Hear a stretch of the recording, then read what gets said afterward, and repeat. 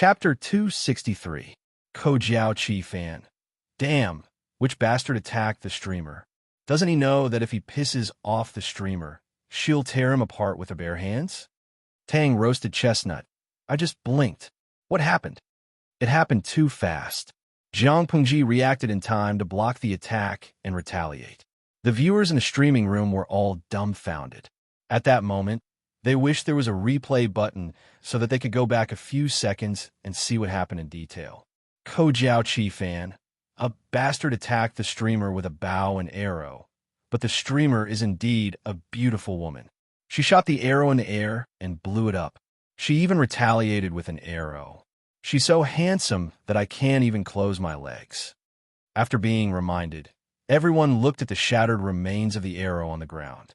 Through the live stream's perspective, they saw the coward who had his hair blown off. His face was full of panic.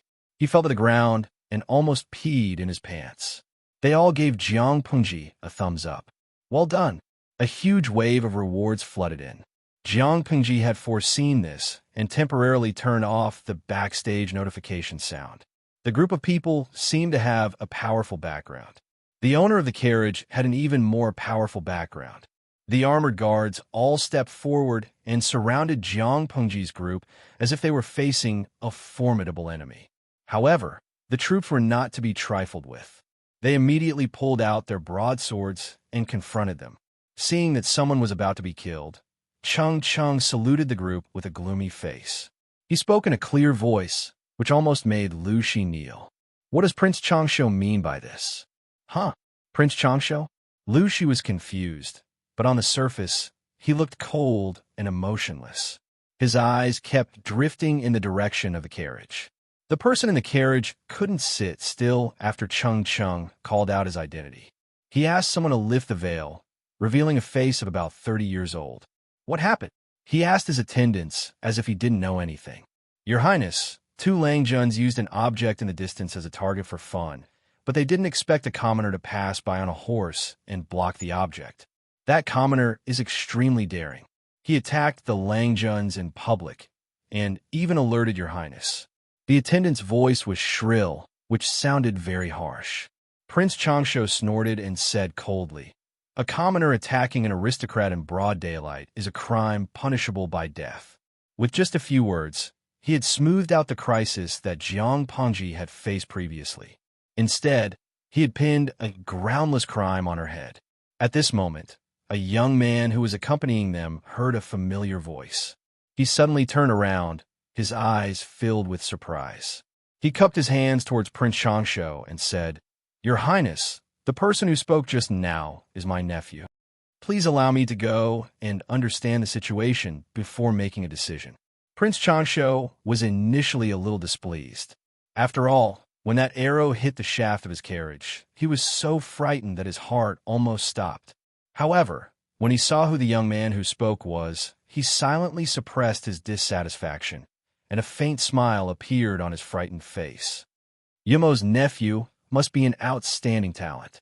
Why don't we call him closer? Without waiting for Prince Changsho to finish, Cheng Jing excused himself and rode forward, ordering the armored guards to put down their spears.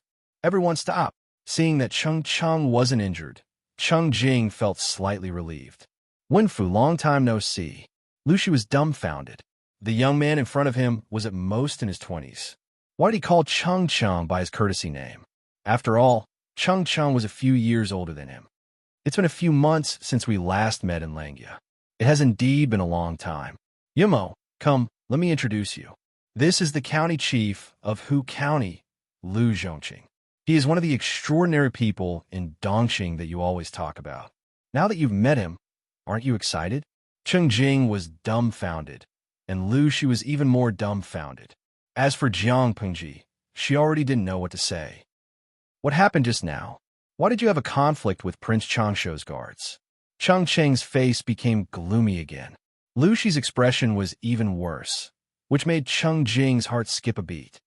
TSK, let me tell you about it. Just now, there was a despicable person who aimed an arrow at my head. I only shot away his crown, which made him look like a clown. I was already being very polite. Why, Lang Jun, do you want to reprimand me indiscriminately? Jiang Pengji, urged her horse forward. She didn't have a good impression of Cheng Jing or Cheng Yumo, whom Lu Shi had mentioned before. Cheng Jing looked embarrassed. Faced with Jiang Pengji's tough tone, he didn't get angry. Instead, he cupped his hands and asked, "May I know who this Lang Jun is?"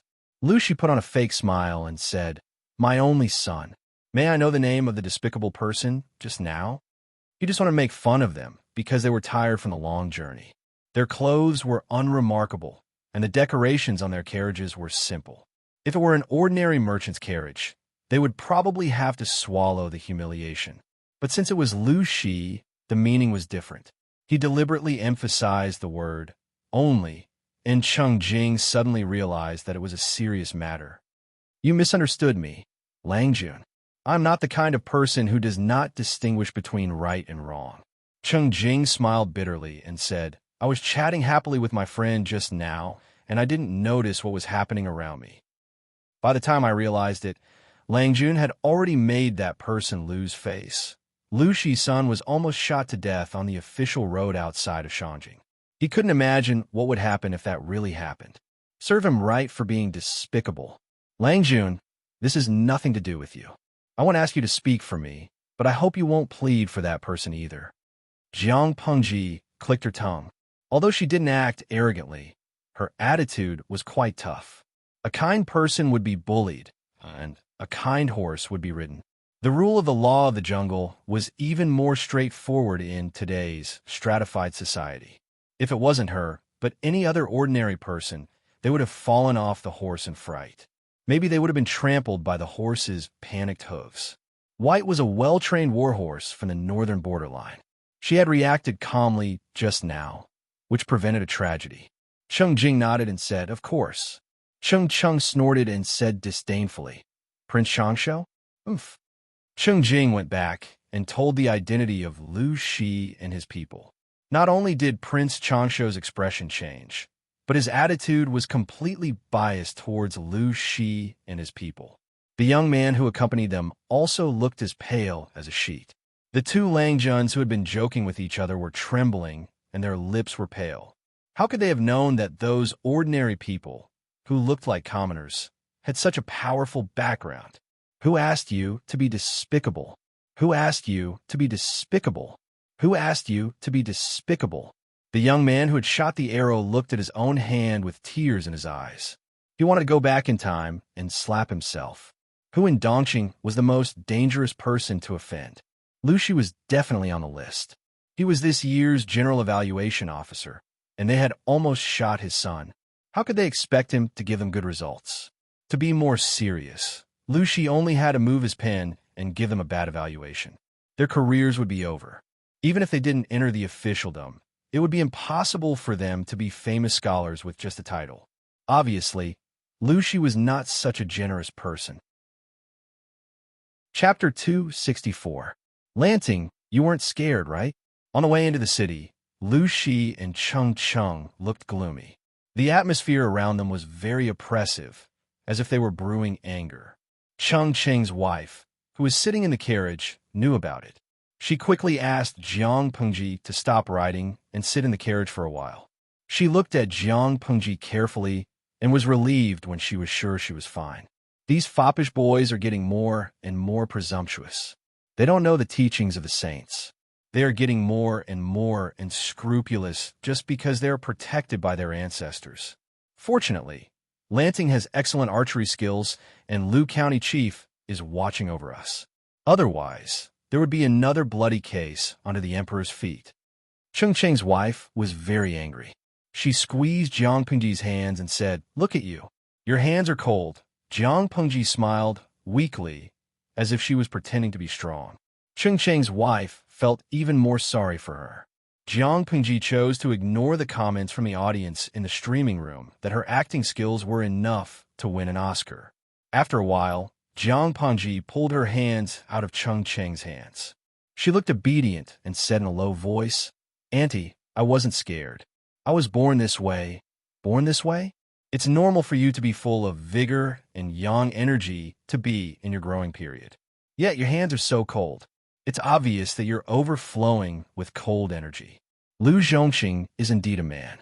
He doesn't know how to raise a child. How can he be so careless? Cheng Cheng's wife raised her eyebrows. She was a little dissatisfied with Lu Shi.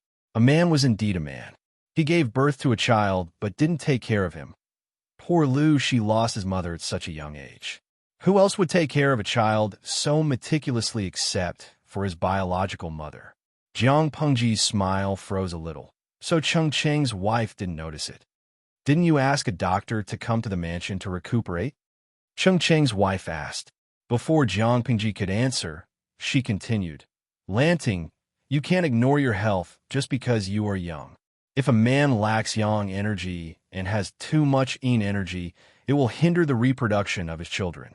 You are the only legitimate son of Lu County Chief. The heavy responsibility of raising a house is on your shoulders. Jiang Pengji was speechless. Auntie, I do know a divine doctor of Xinglin who is very knowledgeable about health. That person is currently in Shanjing. When everything settles down, Annie will take you to have a look. You're still young, so you don't have to be so shy about this kind of thing. You should be magnanimous. When the gentle person chanted, the power was comparable to the band-tightening spell. Jiang Pengji could not do anything about it. Other than nodding his head in agreement, he would occasionally mumble something. After waiting for a while, the convoy was finally allowed to enter Shanjing. After passing through the Vermilion City Gate, the bustling, ancient city was like a beautiful woman with a veil covering her face. After a bout of shyness and anger, she was finally willing to slowly lift a corner of her veil, revealing a beauty that could captivate even the birds and beasts and outshine the moon and flowers. Lu Shi had sent a letter to Feng Ren a long time ago. He planned to stay and eat at Feng Ren's house for a while. Feng Ren also knew Lu Shi's temper. How could he refuse? As soon as they entered the city, a steward in fine clothes came forward and asked, Are you from County Chief Lu's mansion? I am Lu Shi. I remember you, Shi and his manservant. Look at how you're dressed. You've been promoted. Lu Shi got off the horse. Even though he was facing a manservant, he did not have the arrogance of an ordinary aristocrat. The steward immediately felt honored, and a warm feeling flowed in his heart. He had been sent to wait for Lu Shi's carriage because he had seen Lu Shi's face before. He didn't expect Lu Shi to recognize him as well. It had to be known that this was a few years ago. At that time, the steward was just a servant who served tea. At that moment, the steward's face was full of smiles, and his attitude toward Lu Shi became more intimate. Master has asked the mansion to prepare a courtyard for you. Please come with me. If Hejin County was said to be the pretty daughter of a humble family, then the prosperous and mighty Shanjing was said to be the daughter of a noble family who was dressed in luxurious clothes and had a head full of pearls and jade. She was graceful and elegant, and her appearance was so beautiful that it could cause the downfall of the city. At first glance, the houses were scattered in picturesque disorder, the streets were neat, and the people and merchants who came and went were dressed neatly. There was not a beggar in shabby clothes in the streets and alleys. It was as if this was what a prosperous ancient era should look like, but it was just as if. Jiang Pengji swept her gaze across. Her eyes, which were originally filled with some interest, suddenly became unhappy. Let's go. I'll find out where Master Yuan Jing is staying later. After a short rest, I'll bring you to visit him. Although he couldn't bear to part with his daughter, Lu Shi knew that he would only make things worse if he helped her. She could only walk down that path alone. If he took Yuan Jing as his teacher, he would be able to make friends with many young elites. It would also be good for him to accumulate some capital in the future. At the very least, he would be able to keep a clean reputation. Jiang Pengji nodded. She had heard of Yuan Jing's name for a long time. Now that she was about to meet him in person, she wanted to see what was so special about him. On the other side, Prince Changshuo's mood could be imagined after Lu Shi rudely brushed him off. He didn't look happy throughout the whole process. The foppish playboy was even more careful. His expression was as gloomy as a bitter gourd, as if he would pout and burst into tears in the next second. Cheng Jing was especially disdainful of his attitude. As a man, he dared to take responsibility for his actions. Since he had the guts to make fun of the commoners, he should have been mentally prepared to kick an iron plate. He was proud of himself when he bullied the commoners, but he panicked after offending Lu Shi. His ugly behavior made people want to vomit. Cheng Jing glanced at the gorgeously dressed Langjuns at the gathering. Yes, gorgeously dressed. There was nothing wrong with the phrase. He hadn't been a Shangjing for a few years, and the atmosphere there had changed. Not only did the men put on makeup, but they also drew on their eyebrows, painted their lips, and dyed their cheeks red. They even had to deliberately tighten their waists. They walked like willows swaying in the wind. Every one of them was more delicate than a girl. If it wasn't for the fact that the General Evaluation Officer, Lu Shi, didn't like men who were too delicate, their outfits would have been even more unsightly. Cheng Jing really couldn't talk to those people, so he just sat in the corner and slowly drank his tea to calm himself down. As for the two whimpering Langjuns in the distance, he felt like he would go blind if he looked at them for too long. Yumo, why are you sitting here alone? Aren't you going to play with them? As he was feeling depressed, a wisp of light fragrance hit him. A young man in a mint green shirt sat directly next to him. The newcomer was tall and slender. His skin was as delicate as flawless white porcelain. He didn't put on any makeup, but he was better than a girl. He had bright eyes, red lips, and white teeth. He was truly a handsome young man. Cheng Jing didn't bother to look up. He knew who it was just by listening to the voice. What are you playing at? I don't want to look at you. My stomach still hurts. That's why you don't have your meals on time. Han Yu curled his lips and quickly took the fruit in front of Cheng Jing and stuffed it into his mouth. The slightly sour juice overflowed his mouth. He said with disgust, I gave you such a raw fruit. No wonder you have a stomachache. Cheng Jing's mouth twitched, and he continued to drink his tea. Chapter 265. The host of the gathering was Prince Changsho. The purpose of the gathering was for students to exchange knowledge, but in fact, it was to attract talented students. The Changs and Prince Changsho's relationship was somewhat indirect. Cheng Jing had to come because of his pride, but Han Yu didn't have that many concerns. My teacher lost a game of chess with Zi Xiao and was urged to go to Jishan's hot spring today. I slept in for a while, but they didn't wake me up. Han Yu was depressed. His friends were going to exploit his teacher's money, but he was left behind because he woke up late. Zi Xiao's chess skills have improved a lot. I can't believe he won a game against my teacher. Although Master Yuan Jing wasn't as good as the rumors said, his relative was proficient in calligraphy and painting. Any one of them could be regarded as a master. It wasn't difficult to be proficient in one of them, but it was difficult to be proficient in all of them. After all, a person's energy was limited. There was no other reason other than talent. Cheng Jing couldn't help but laugh. He understood Han Yu's depression. Jishan's hot spring was famous in Dongqing. Many gatherings were held there, and many students liked to go there.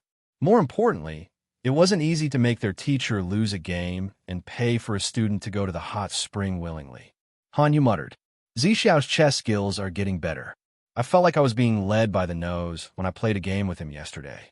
I was left alone by them. It was boring, so I came to find you. I saw that you had nothing to do at the gathering. It was boring. Cheng Jing shook his head and said, It would be better for you to go to the brothel to have fun than here. Prince Changsho seemed to be kind, but he was secretly ambitious. He had his eyes on many talents from aristocratic families. Han Yu really shouldn't have come here. Unexpectedly, Han Yu said with a bitter face, Go to the brothel? Let those girls look at me and have fun? He wasn't bragging, but all the girls in Shangjing were not as good-looking as him. Cheng Jing was speechless. He had seen narcissistic people, but he couldn't stand Han Yu being so narcissistic every day. Right, this is for you. Han Yu took out a piece of bamboo from his sleeve. What's this? Cheng Jing took it and saw that it was his teacher's handwriting, which said, The examination question is out. My teacher left it for you. He said that you would know when you read it. How would I know if you don't know? Han Yu answered honestly. Cheng Jing's fingers traced the words on it. Suddenly, a thought flashed through his mind, and he suddenly understood. He was speechless. This thing of yours came a little late, Cheng Jing said regretfully. Han Yu was confused and asked, Do you know what the teacher is talking about? If I'm not wrong, he's probably referring to the General Evaluation Officer, Lu Zhongqing. The final exam question was set by the General Evaluation Officer. Lu Shi had not yet arrived in Shangjing, so no one knew what question he would set. The question had already been set, which actually implied that Lu Shi had already arrived. So, Lu Zhongqing has already arrived in Shangjing? It happened about 2 hours ago. Cheng Jing signaled Han Yu with his eyes. Look at the two crying Langjuns over there. They were ignorant and offended County Chief Lu. Now they look sad. They are not hopeless. They know what will happen to them. Han Yu said, I've met County Chief Lu. He's not as violent as the rumors say. He's a gentleman like the bright moon. He has a gentle temperament and treats people generously, not inferior to you, Yamo. What did they do? How could they offend County Chief Lu, who had just arrived in Shangjing? The exam was just around the corner, and they had the courage to offend the General Evaluation Officer. It was true that the General Evaluation Officer had to be fair and impartial. He couldn't be partial to anyone, but it was easy to kill someone. It was no wonder that the two looked like they had lost their parents. Without a strong enough background, they shouldn't have confronted Lu Shi at this time. They amused themselves with the passers-by. They didn't expect that the Lang Jun of County Chief Lu's family would pass by on a horse in plain clothes. They thought that he was a pushover and almost killed him. County Chief Lu only had one son. How could he not be angry? Han Yu was stunned, and it took him a long time to react. Wait, who did you say that they almost killed? Did he hear it wrong? Cheng Jing was quite confused. Han Yu's reaction was a little too extreme. He repeated, the Lang Jun of County Chief Lu. Han Yu was speechless. Wenbin, what's wrong? Cheng Jing couldn't help but ask. The Lang Jun of County Chief Lu's family. He is a devil. He is more difficult to deal with than County Chief Lu. Han Yu took a deep breath and said, if they offended County Chief Lu, they would at most give them a warning for the sake of their reputation. But that Lang Jun kills without spilling blood. Cheng Jing was doubtful and couldn't believe it. How could it be? Judging from his behavior, he doesn't look like a person who cares about every little thing. Han used to think so too. Until he left the Jing County, he heard all kinds of rumors one after another. Not to mention anything else, just the fact that he dared to go against all the laws of the world, implemented the purchase restriction under the pressure of many aristocratic families, and even provoked many aristocratic families in Hejian County. Han Yu didn't dare to look down on the Lang Jun of the Lu County Chief's family. After asking Feng Jin for confirmation, Feng Jin gave him a firm answer that the purchase restriction must have been set by Lu Shi. It was not a big deal to seek death. It was a real ability to live well after seeking death. Let's wait and see. Those two are going to be unlucky. They will at least be hurt. Han Yu curled his lips as if he was watching a good show. His eyes were sparkling. Cheng Jing was speechless. He didn't know whether he was wrong about Lu Shi or Han Yu. Oh, I almost forgot something important. Han Yu quickly sat up straight. He suddenly remembered something important. Lu Lanting came to Shangjing with his father to find a master and study in Langyi Academy. According to County Chief Lu's style, he will go to the master as soon as he settles down. If I go there now, I might see something interesting. Cheng Jing smiled. Master said a long time ago that he will only accept 4 disciples in his life. Now that the 4 are here, there are no more places. There was still hope for studying, but it was impossible for him to become a disciple. His master looked not only for talent, but also for fate. Han Yu said as if he wanted to see the world in chaos. That's why it's worth watching. This gathering is so boring. It's either I flatter you or you flatter me. It's so boring. Instead of wasting time here, it's better to go and see that young Lang Jun. When are you going to rein in your jumpy temperament? Although that was what he said, Cheng Jing was already convinced. He had had enough of this boring gathering. Instead of wasting time here, it was better to go to Jishan Hot Spring to drink, appreciate the flowers through the fog, and talk about poetry and painting. Jishan Hot Spring? Jiang Pengji arrived at the Lu mansion. She thought she would see her friend Feng Jin, who she hadn't seen for a long time, but she was told that he had gone to Jishan Hot Spring to enjoy himself. Chapter 266. I really can't tell that you're actually this kind of Yuan Jing. When Lu Shi found out where Master Yuan Jing was staying, he found out from the boy's servant that Master Yuan Jing had brought a group of students to Jishan to soak in the spring. It was estimated that they would be soaking for a few days. Lu Shi, who had come empty-handed, had a slightly cracked expression on his face. Was he supposed to wait for a few days? In that room, Lu Shi was extremely depressed. Why was he depressed? He could not possibly bring his daughter to the hot spring to look for Master Yuan Jing. Could he? Although hot springs were also divided into male and female hot springs, they were separated. Not only that, but in recent years, the culture had gradually become more conservative, and the status of women had been declining at a speed visible to the naked eye. The belittling of women in the outside world had also caused their freedom to be restricted, which led to the cold weather. Most of the people who went to the spring were men, and there were almost no women. Even if there were women, most of them would be noble women of noble families. There would be people following them in and out to avoid accidents. Wasn't it ridiculous to ask Lu Shi to bring his daughter to a men's spa just to find Yuan Jing? However, if he did not look for Yuan Jing, he could only wait until he was done playing with his students and left Jishan. If Master Yuan Jing was so powerful, why didn't he predict his plan? Why did he choose to soak in the spring at this critical moment? Annoying, Omega. Lu Shi silently hated Yuan Jing for a while. He sighed and continued to think of solution. Before he could come up with a solution, Feng Ren took the initiative to invite Lu Shi to Jishan's hot spring to relax. He had even thought of a reason. The assessment is around the corner. The young talents of Dongqing will gather in Shangjing. These days, all kinds of scholarly gatherings and poetry gatherings are happening one after another. Zhongqing is always busy with work, so he should take a break from time to time. Ji Mountain is a popular place for scholarly gatherings and poetry gatherings. Why don't we go together? Although he said that he was fooling around, he could actually take the opportunity to visit Dong Qingjun incognito and see what kind of person he was in the examination hall. Lu Shi pursed his lips and didn't say anything. What did the secretariat become so free? Judging from Feng Ren's familiarity with the hot spring, he was probably a regular customer of Jishan's hot spring, the kind that would go there every few days. On the other hand, Lu Shi was only the county chief of Hu County, but he had been busy for a few years. He worked day and night, and he didn't even have a holiday. He took the salary of a county governor and did the workload of an emperor. Feng Ren was one of the top head of the secretariat, a real high-ranking official. How could he be so free? After hesitating for a while, Lu Shi decided to ask for his daughter's opinion. If she said yes, then he would go. If not, then he would wait a few more days. Needless to say, Jiang Pengji's answer was to go. Why not? Jiang Pengji asked Lu Shi. Lu Shi opened his mouth, but couldn't utter a word. That's right, why not? But daughter, you're a daughter. Lu Shi's mind was in a mess. He felt that he and his daughter were thinking about different things.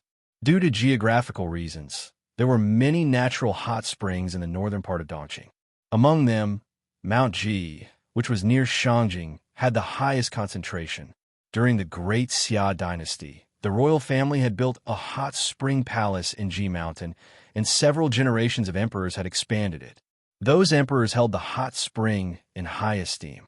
Many books and unofficial histories even believe that the hot spring had the miraculous effect of increasing one's lifespan, prolonging one's life, and curing all kinds of diseases. It was also respectfully called the immortal spring by many common people. Whether it was the royal family or the common people, they loved the hot spring very much. Especially in late autumn, they couldn't wait to move. After the fall of the Great Xia dynasty, the world was divided. Dongqing established the dynasty with Shangyang County as its capital, which was now called Shangjing. Mount Ji, which had many hot springs, was near Shangjing. It only took 1 to 4 hours to get there by horse carriage. The distance was short, and it was very convenient.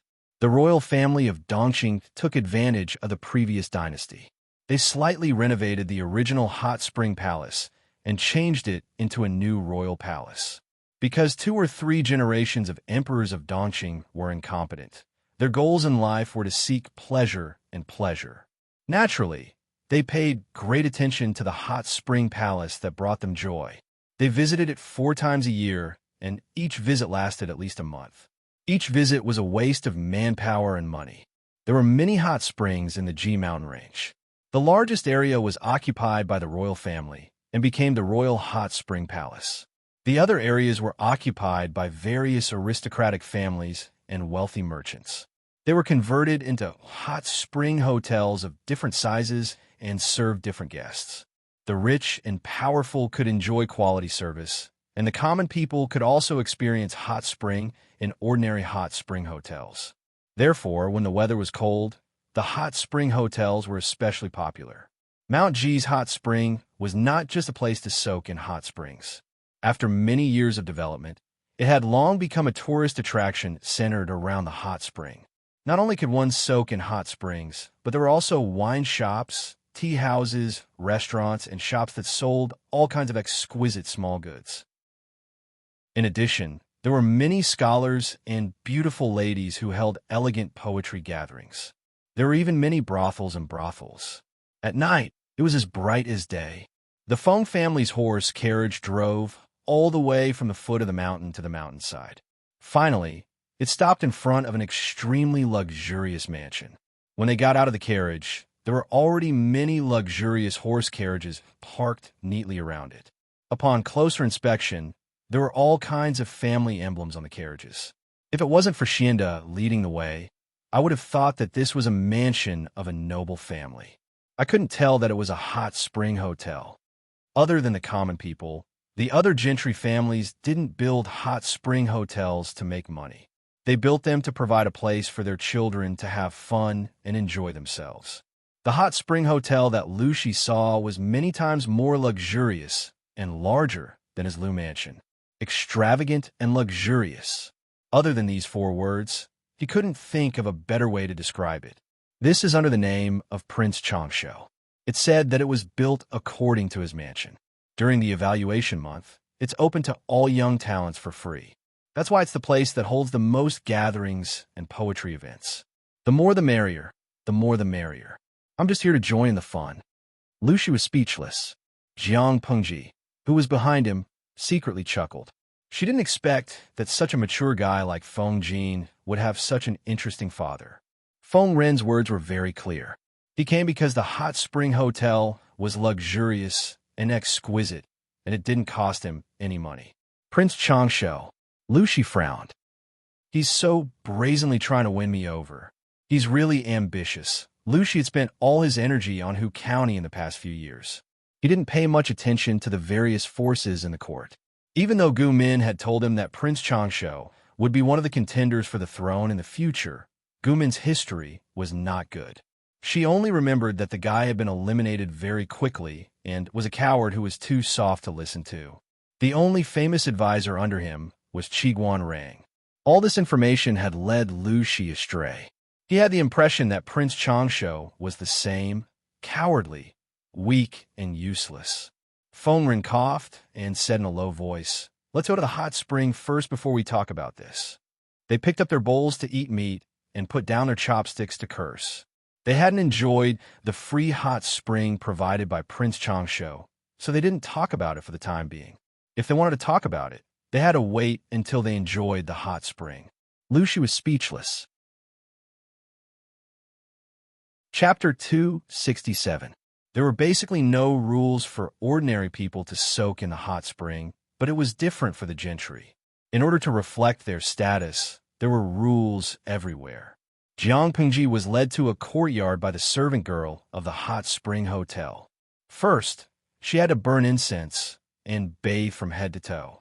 Her hair had to be carefully washed.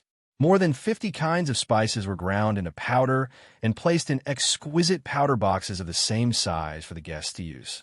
She rejected the servant girl of the hot spring hotel and entered the bath that was about 3 to 4 square meters to take a bath.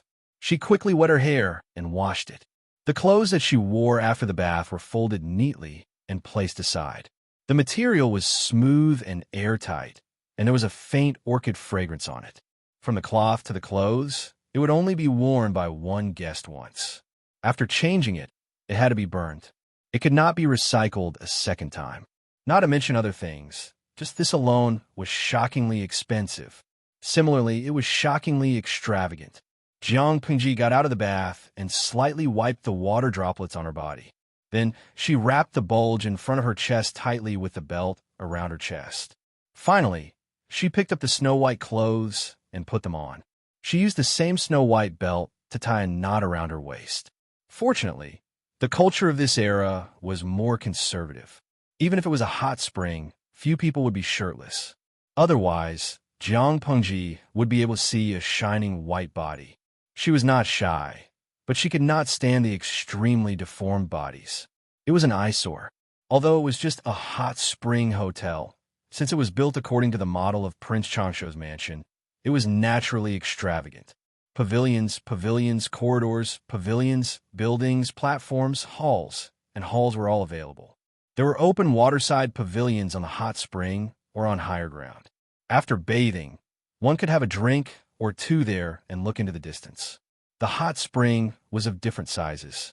Each hot spring was separated by exquisite rockery, waterside pavilions, and pine and cypress trees. Although it was open, it also protected privacy. When bathing in the hot spring, one could look up at the sky. It made one's mind open, and it was a different feeling. Dense steam rose from the water surface. The sound of musical instruments entered one's ears. There was endless singing and laughter, as if there were people chatting and laughing. Indistinctly, there were the silhouettes of people drinking with each other. It was ethereal like a fairyland on earth. Lu Shi and Fengren had already cleaned up. One of them was taking a nap in the spring, while the other was drinking tea by the shore.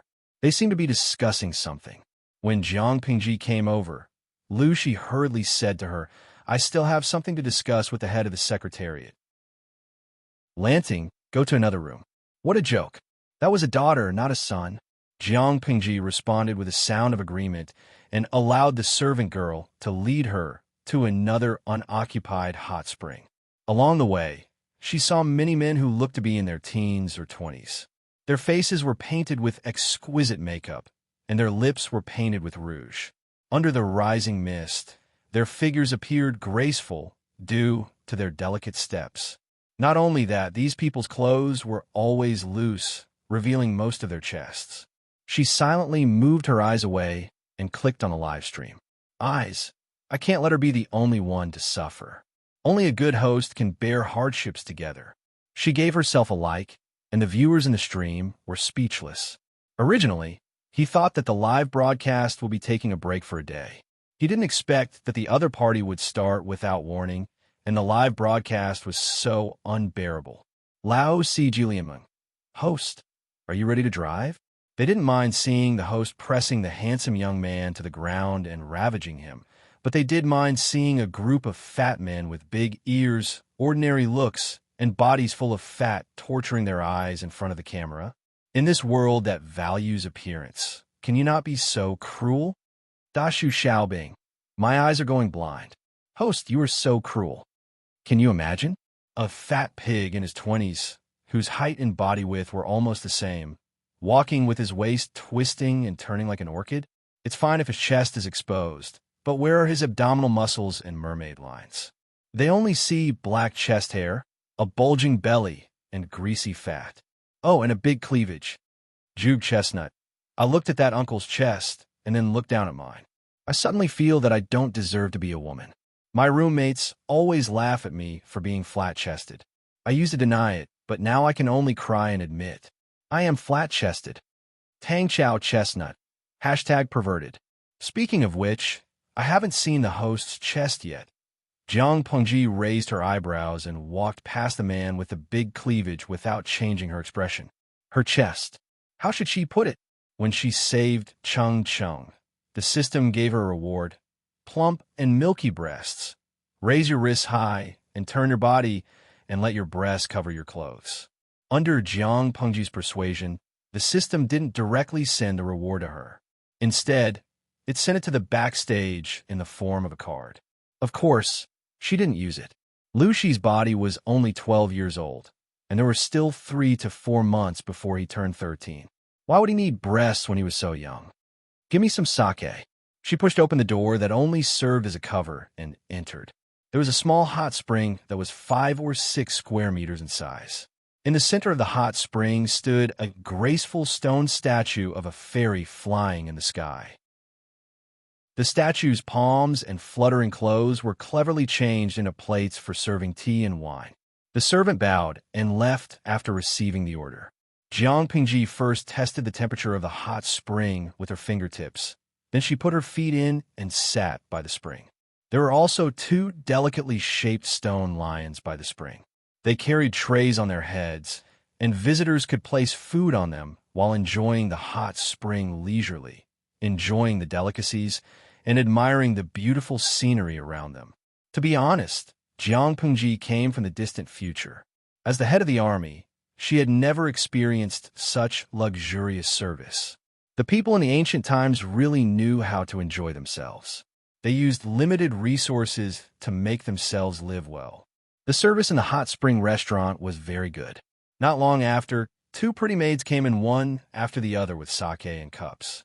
They put down the items in their hands after getting Jiang Pengji's permission. Throughout the whole process, they did not make a single sound. At that time, the door was still open, and Jiang Pengji could see what was happening in the waterside pavilions outside. She pointed outside and asked one of the servants, "Not only do you have soaking soup here, but you also provide other things." The servant had a gentle and appropriate smile on her lips. She followed Jiang Pengji's line of sight, and her pretty face suddenly turned pale. The other servant was afraid that she would say something wrong, so she hurriedly said with a smile, "If you like it, I am naturally willing to serve you, Langjun." The servants were all carefully selected. Whether it was their appearance, the way they spoke, or the way they walked, they all looked like they had been measured with a ruler. In a place like the hot spring, although they were dressed very tightly, in front of a group of men who only wore a layer of clothing, it was more likely to cause an adrenal response. Of course, they were all literate people, so they wouldn't force themselves on them, but it was inevitable that they would take advantage of them. Frankly speaking, in the eyes of the men who came to the hot spring to enjoy themselves, these servants were not much nobler than the ladies in the brothels. Jiang Pengji curled her lips and revealed an indescribably frivolous smile. The servant didn't understand. She thought that Jiang Pengji wanted them to serve her, but then she saw Jiang Pengji pull her feet out of the water. She lifted a jar of wine with one hand, opened the seal, raised her head, and directly poured the entire jar of wine into her mouth.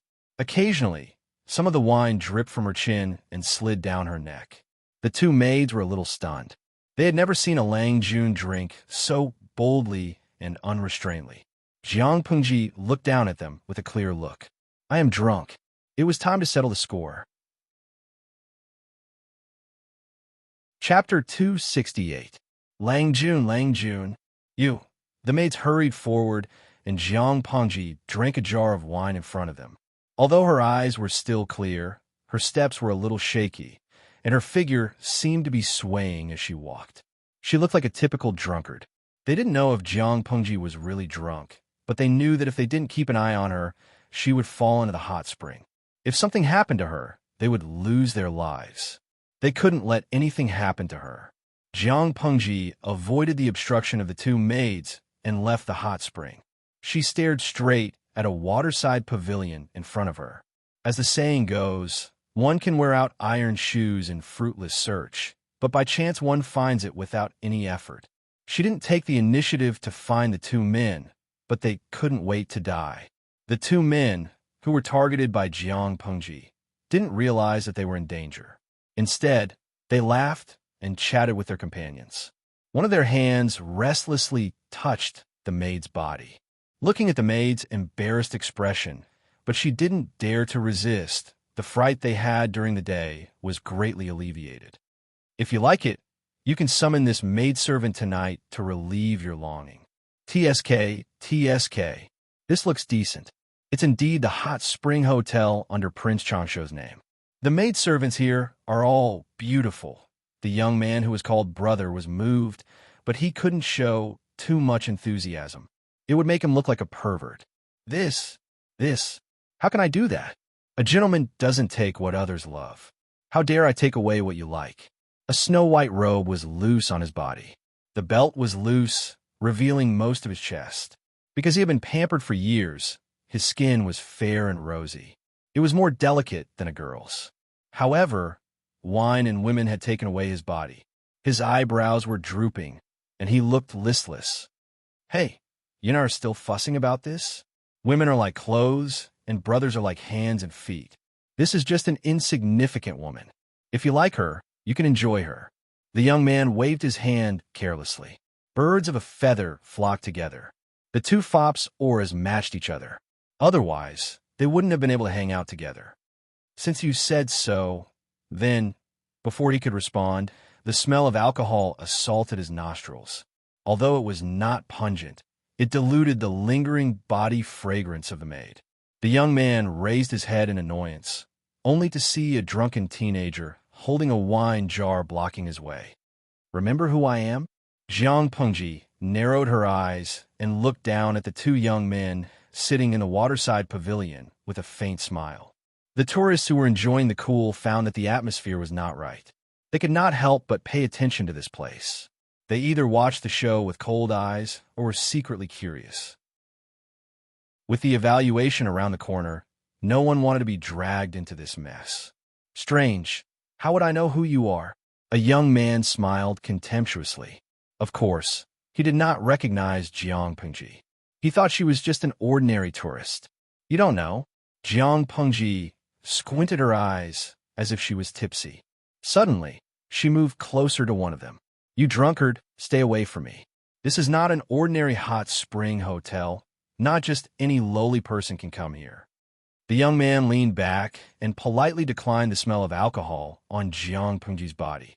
His face was full of disgust. Jiang Pengji suddenly opened her mouth, revealing a mouthful of snow-white teeth. Her smile was evil and wanton. Just as the two young men were about to lose their patience and wanted to push Jiang Pengji away, a snow-white foot suddenly appeared.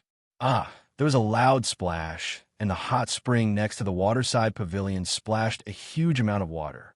Everyone watched helplessly as one of the young men was kicked off the waterside pavilion by the drunk teenager. His whole body flipped over and fell into the hot spring. More importantly, the kick was aimed at his face. Because of the sudden movement, the loose clothes on the young man's body immediately became unable to fall off. His belt loosened and his lapel opened, revealing his white body. The young man was still flopping in the water. He was caught off guard and choked. His entire person seemed to be in an extremely sorry state. What are you looking at? You go down too. Without waiting for the others to react, Jiang Pengji turned around and kicked the other young man into the hot spring. There was another splash, and a huge splash happened to fall on the previous young man. The two of them rolled in the hot spring. Ha ha! Don't I look like a skinned frog? Jiang Pengji laughed wantonly. She crossed the waterside pavilion's fence and stood on the rock garden next to the waterside pavilion. What are you looking at? Bring me wine. Jiang Pengji turned her head and scolded the stunned servant girl. Bring me wine.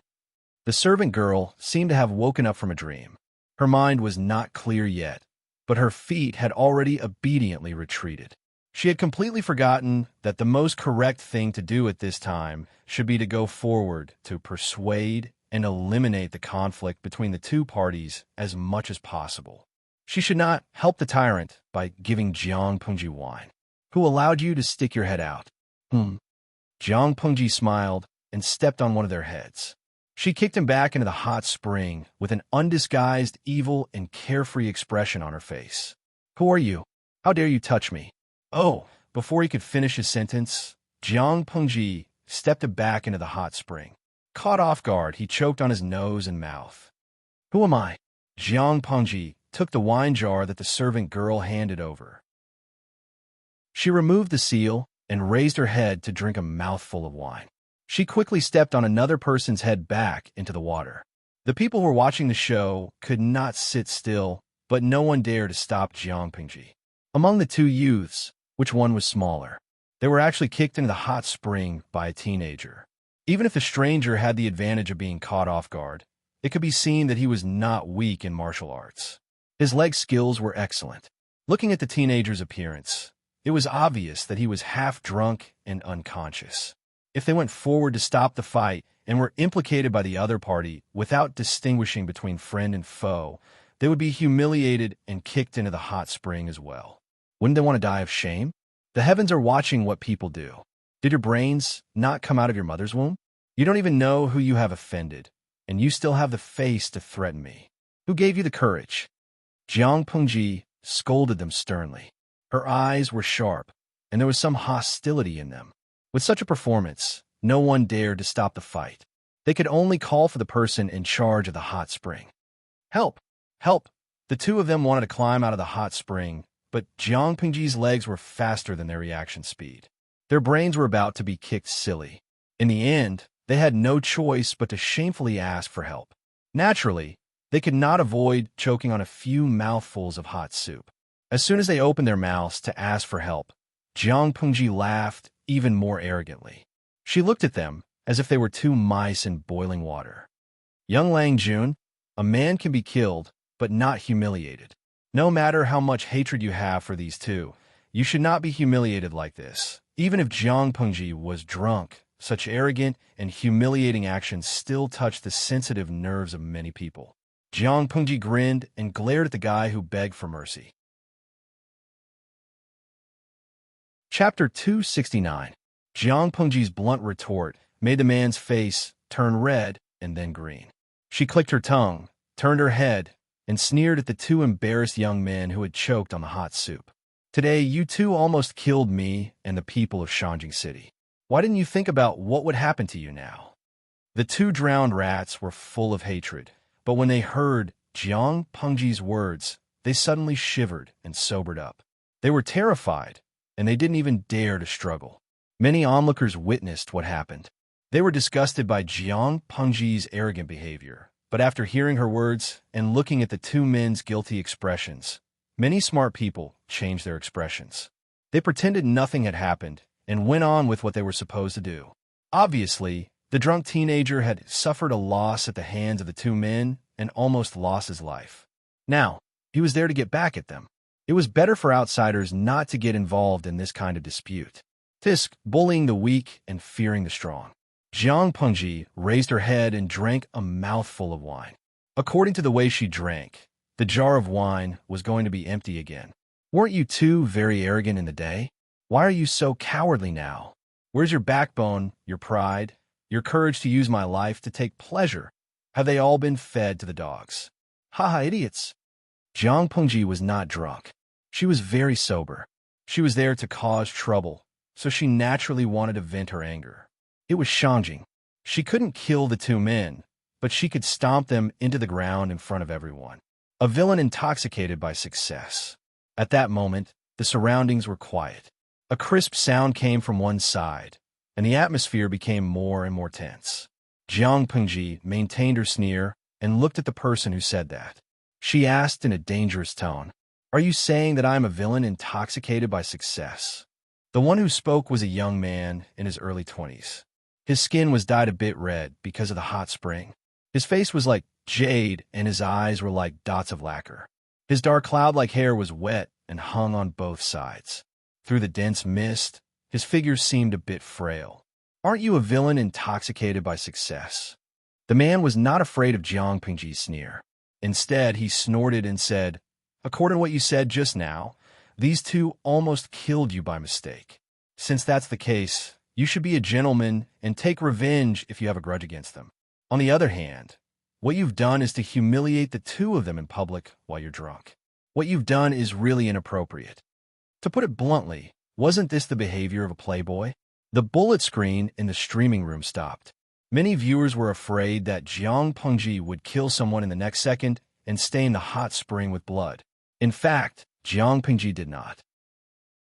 Instead, she laughed cheerfully. She did not even tease the two fops. "If I'm a vile person, won't this Lang Jun be overflowing with the heart of a saint?" Jiang Pengji threw the wine jar in her hand into the hot spring. The water splashed and splashed on the faces of the two playboys. "I'm standing here today and humiliating them because I'm still alive. If I was unfortunately shot by that arrow and died on the spot, would you feel sorry for me?" Jiang Pengji snorted coldly. "I know you can't do it. After all, you're not related to me. The dead will always be dead. They're not as important as the living. If you still want them to live, shut up, or I'll kill them myself." The young man's face changed. He said, "You're really twisting words and forcing logic. You're taking advantage of your ancestors' influence to commit such crimes. You're wrong. They're taking advantage of their ancestors' influence to amuse themselves with the lives of the commoners. If the commoners die, they'll be scolded at most. No one in the King of Hell can uphold justice for the dead." Jiang Pengji suddenly raised her voice and said, "If you want to reprimand someone, you should first scold these two beasts who are worse than pigs and dogs, instead of speaking righteously to me. I'm just taking revenge if I have a grudge, that's all. How can commoners be compared to gentry?" The young man retorted. Jiang Pengji was so angry that she almost laughed. She scolded him back. "Did a donkey kick you in the head?" The young man suddenly opened his eyes wide. He didn't expect Jiang Pengji to scold him so crudely. What was the difference between that and pointing at someone's nose and scolding them? This young Lang Jun is right. Zuda, you shouldn't confuse the truth just because commoners are cheap and gentry are precious. Although the young Lang Jun was reckless and impulsive, he was also a man of character. There was a reason for his actions, and he should be considerate. However, you've really crossed the line by scolding him so harshly. Zuda is thin-skinned. He can't stand such abuse. When the atmosphere was tense, a mellow laughter interrupted them. It was a little teasing. Jiang Pengji frowned and looked toward the direction of the sound. She saw a middle-aged man with gray hair and beard, but he didn't look old. He was hale and hearty, and his steps were light. When a man appeared, the young man's expression changed. He bowed to him and said respectfully, "Master, are you the young Lang Jun of Lu County Chief's family?" The middle-aged man came to Jiang Pengji. His eyes seemed to have seen through everything. Jiang Pengji frowned. He said, "You're indeed a dragon among men. You look extraordinary. Who are you?" Jiang Pengji didn't even bother to pretend to be drunk because of the man. She looked at him with burning eyes. The young man, who was called Zuda, was dissatisfied with her arrogant behavior. His master was respected by everyone. When had he ever been stared at so rudely? Jiang Pengji's previous behavior left a bad impression on him. The young man hated her even more. The middle-aged man smiled kindly and raised his hand to stop the student. "I thought you should know. I'm not talented, so people give me a nickname, Yuan Jing." Yuan Jing? Jiang Pengji's mouth twitched. She didn't expect to see the legendary master Yuan Jing under such circumstances. He looked like an ordinary middle-aged man who had just finished soaking in a hot spring. He didn't seem to be as mysterious as the rumors said. Master Yuan Jing laughed. He was quite optimistic. His eyes slightly curved like a crescent moon. In Shangjing, a piece of tile can kill 3 high officials. Young Lang Jun, you're a newborn calf that's not afraid of tigers. You can do anything. Jiang Pengji clicked her tongue and said with a smile, "No, you're wrong. I still have my concerns. Otherwise, these 2 people would have been killed on the spot. They wouldn't have just drunk a few mouthfuls of hot spring water." After that, she thought of something. "Actually, according to what your student said, the gentry are more noble than the common people. But there are different levels among the gentry. Naturally, I'm more noble than these 2 people. They offended me, so no matter how I humiliate them, it shouldn't be wrong." The young man named Zuda was speechless. Chapter 270. That's a bunch of nonsense. The young man was enraged by Jiang Pengji's words. It was hard for him to maintain his elegant demeanor. Jiang Pengji snorted. She looked at Master Yuan Jing and then at the young man named Zuda. She mocked. "You said that I'm talking nonsense, but why don't you take a look at what's in your head?" The sage said that the people are more important than the king. If the king is like this, how can the gentry be more important than the people? You said that I rely on my ancestors, but you can argue with me here because you have a good ancestor, right? Jiang Pengji did not like the young man named Zuda. She realized that not only did he have the heart of a saint, but he was also retarded. The young man was speechless. Jiang Pengji spoke again, but this time she was not talking to the young man. She was asking Master Yuan Jing. "I thought that Master Yuan Jing was famous, so he should be very careful when he accepted disciples. How could he be so old and blind that he accepted such an extreme and stubborn blockhead as a student. She did not hide her disdain for the young man when she said that. This time, the young man was so angry that he couldn't even speak a word. His face was flushed red. He did not care how Jiang Pengji attacked him, but he could not let her implicate his respected teacher. Master Yuan Jing was not angry. Instead, he looked at Jiang Pengji meaningfully. Humans are not perfect. Even saints are like this, let alone ordinary people. As a teacher, you need to know that teaching is not discriminatory. Then you can teach, and solve doubts. Although Zuda is wrong, he has his merits. How can you just look at one side and deny everything about him? If what you said is true, Langyi Academy should be empty. I'm not a perfect teacher, and I'm not qualified to be a teacher. It was because of his shortcomings that he needed to learn. It would take more than 1 or 2 days to correct, not to mention a well-formed temperament. Master Yuan Jing said calmly.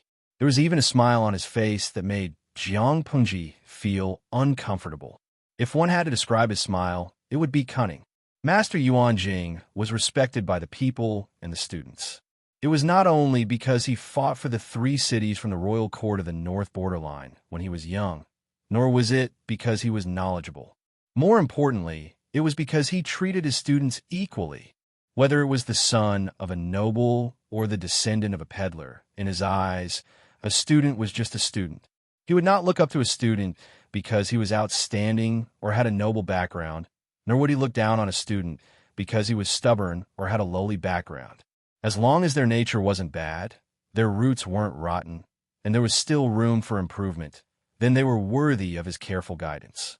Jiang Pengji said, "You're quite protective." Mr. Yuan Jing said calmly, "Zuda's nature isn't bad. He's just a little paranoid, but he can still change." Jiang Pengji squinted her eyes and said, "Oh." She suddenly raised her hand and pointed at the 2 people who were still in the hot spring and did not dare to come out. "In your opinion, what do you think about these 2 people?" When she asked this question, many people who were watching the show pricked up their ears, and the person in question even had his heart in his throat. Being targeted by Lu, she meant that they were not fated to be officials. But if Mr. Yuan Jing praised them, there was still a chance. Mr. Yuan Jing suddenly smiled. He raised his hand and stroked his gray beard. His eyes were a little bright.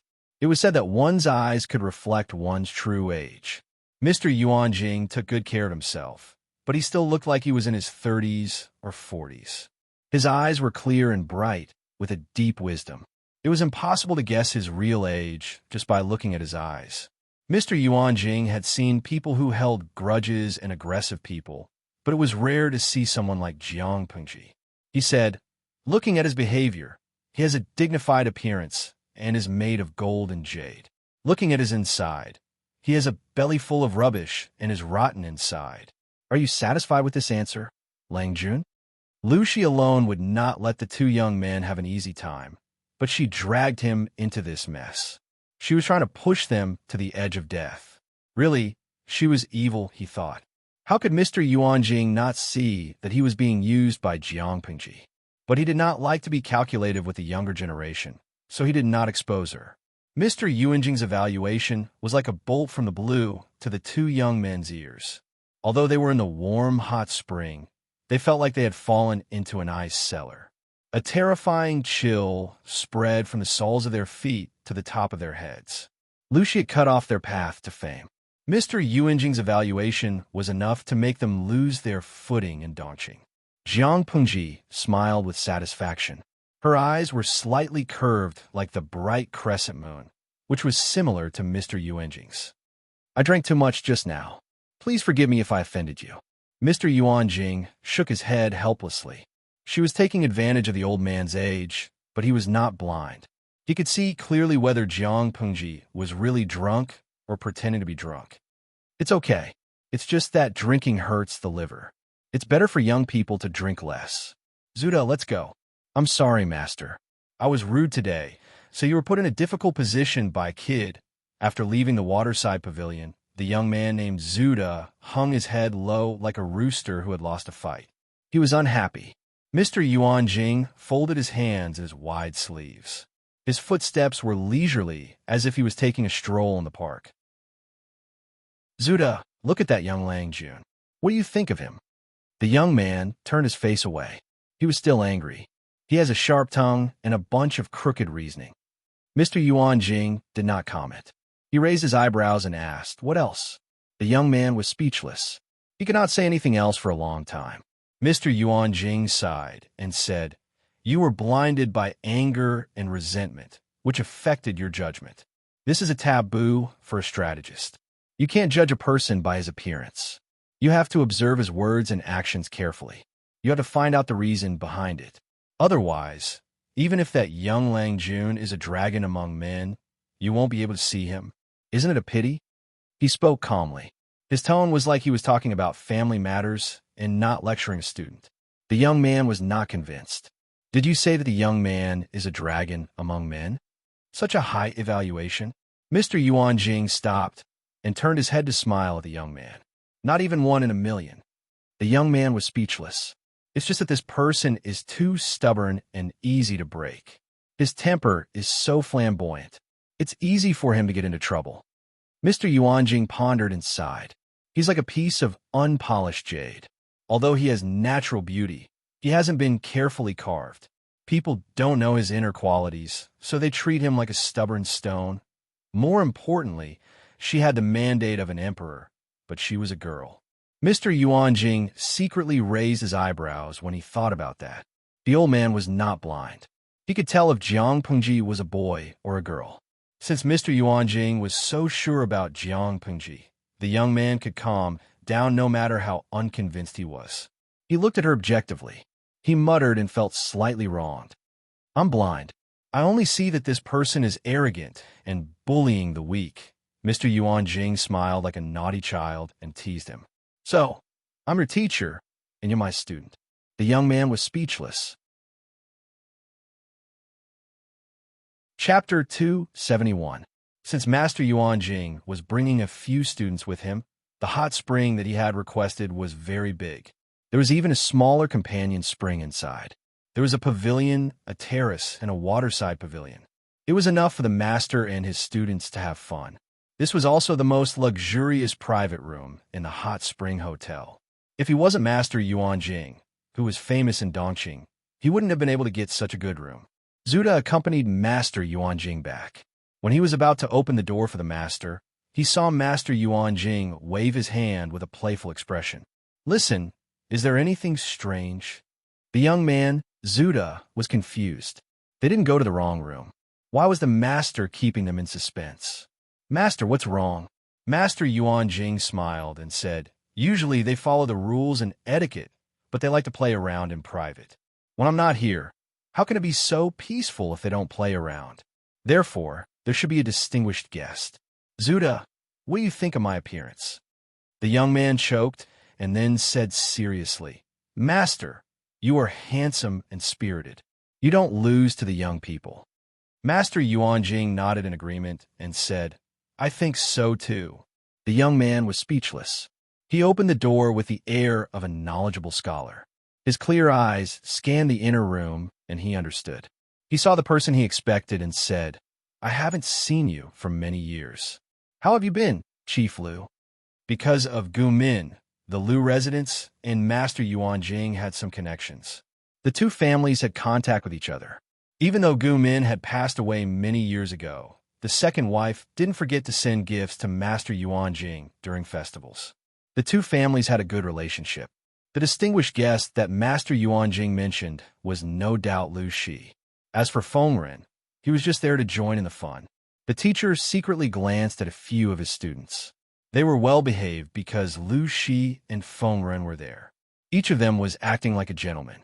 One of them was reciting, two of them were competing, or three of them were discussing poetry collections in secret, whispering to each other. They were quite good at bluffing. Lu Shi had been waiting for a while. When he saw Master Yuanjing finally appear, he couldn't help but feel relieved. To be honest, this hot spring room was poisonous. Any student who mentioned it seemed to be famous in history or unofficial history. He felt a little pressured. He went forward to greet Master Yuanjing, and the two of them sat down. Before Lu Shi could speak, Master Yuan Jing said. I know why you're here, County Chief Lu.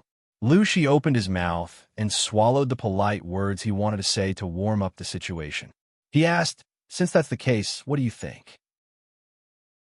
The other students seemed to be very serious, but in fact, all of them pricked up their ears to listen to the purpose of County Chief Lu's visit. I have said before that I will accept 4 people as my disciples according to fate. A while ago, I had already accepted a filial disciple.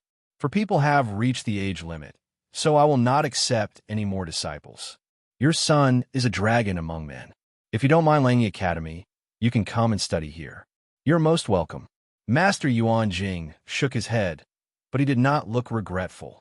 Moreover, even without Zixiao, your Lang Jun and I are not fated to be master and disciple. Lu Shi felt a little annoyed. He hadn't said anything yet, but the old man in front of him had already said everything he could. However, he didn't force it. His initial plan was to go to Langi Academy and leave everything else to fate. Now, it could be said that his wish had been fulfilled. That's good. Then I'll temporarily entrust this mischievous son of mine to Mr. I hope Mr. will take good care of him. Master Yuan Jing said half-truthfully, your son is full of anger. If I don't take care of him, my Langi Academy will be overturned. Lu Shi's facial expression changed slightly when he heard that. If others heard Master Yuan Jing's words, they would definitely think that Master Yuan Jing despised Lu Shi's son for being naughty or difficult to discipline. But Lu Shi understood what Master Yuan Jing was implying. Master Yuan Jing and Master Liaochen seemed to be able to see that Lanting's fate was extraordinary. Master Liaochen once said that there were less than 5 people in the 5 kingdoms who could see the emperor's aura around Jiangpingji.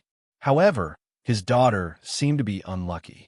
Not only did she meet Master Liaochen, but she also met Master Yuan Jing. Haha, I'm not a talkative person. You can rest assured, County Chief Lu. Master Yuan Jing saw through Jiang Pengji's physiognomy, but he did not expose her. Instead, he quietly covered up for her. It was obvious that he did not have the same opinion as others. According to the scholar's point of view, a woman with the emperor's fate was a demoness who brought disaster to the country. At their level, they had already broken away from the restrictions that ordinary people had. Otherwise, how could they be called masters? Many times, even if they saw something, they would keep quiet. Lu Shi forced a smile. If Lanting is really so naughty and overturns your academy, the Lus will help you rebuild the academy, even if we have to spend all our fortune. Master Yuan Jing stroked his beard and said, County Chief Lu, I am looking forward to it. Lu Shi was speechless. Huh? Looking forward to it? At that moment, Master Yuan Jing added, the roof of the east wing was blown open by the strong wind last time. The students are not good at repairing it, but it still leaks every rainy day. If you really help the academy rebuild it, the children will not have to climb up the roof. Lu Shi was speechless. I can't believe you are this kind of Master Yuan Jing.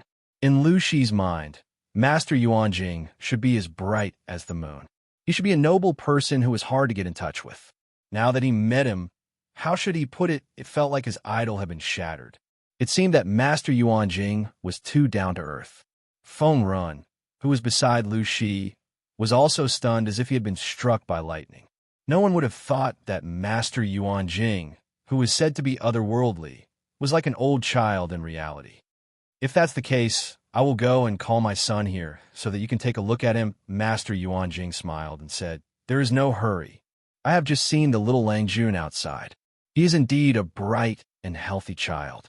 There is no need to trouble you. County Chief Lu, I will let my students run errands for you. Why don't you play a game with an old man like me? For some reason, when Lu Shi heard Master Yuan Jing talk about his daughter like that, he suddenly felt uneasy. It was understandable that he had a bright and clean face, but where did he see that he was healthy and healthy? Not only was Lu Shi confused, but the young man from Zuda University who followed Master Yuan Jing was also confused. How could that rude teenager be the Lang Jun of County Chief Lu? Then I will have to trouble you. Lu Shi looked calm, but he felt a little uneasy. He felt that his daughter was stirring up trouble again. Zuda, go and make the arrangements. I will have a game with County Chief Lu. Everyone knew that Master Yuanjing was proficient in music, chess, calligraphy, and painting. But his students knew that Master Yuanjing loved to play chess. He would often play chess and entertain himself for the whole night. Master Yuanjing held a black chess piece with his back facing the door. It was as if he had eyes on the back of his head. He said to the young man who had just crossed the door, "Zixiao, go and call for the number 3 Tianzi room in the Fanga courtyard.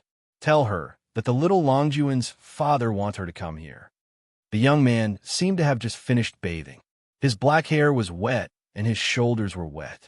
Hearing his master's order, he didn't doubt it. He lowered his eyes and agreed. That little friend is also Master Yuanjing's student? Lu Shi looked up and almost threw the chess piece. He even forgot to ask a question.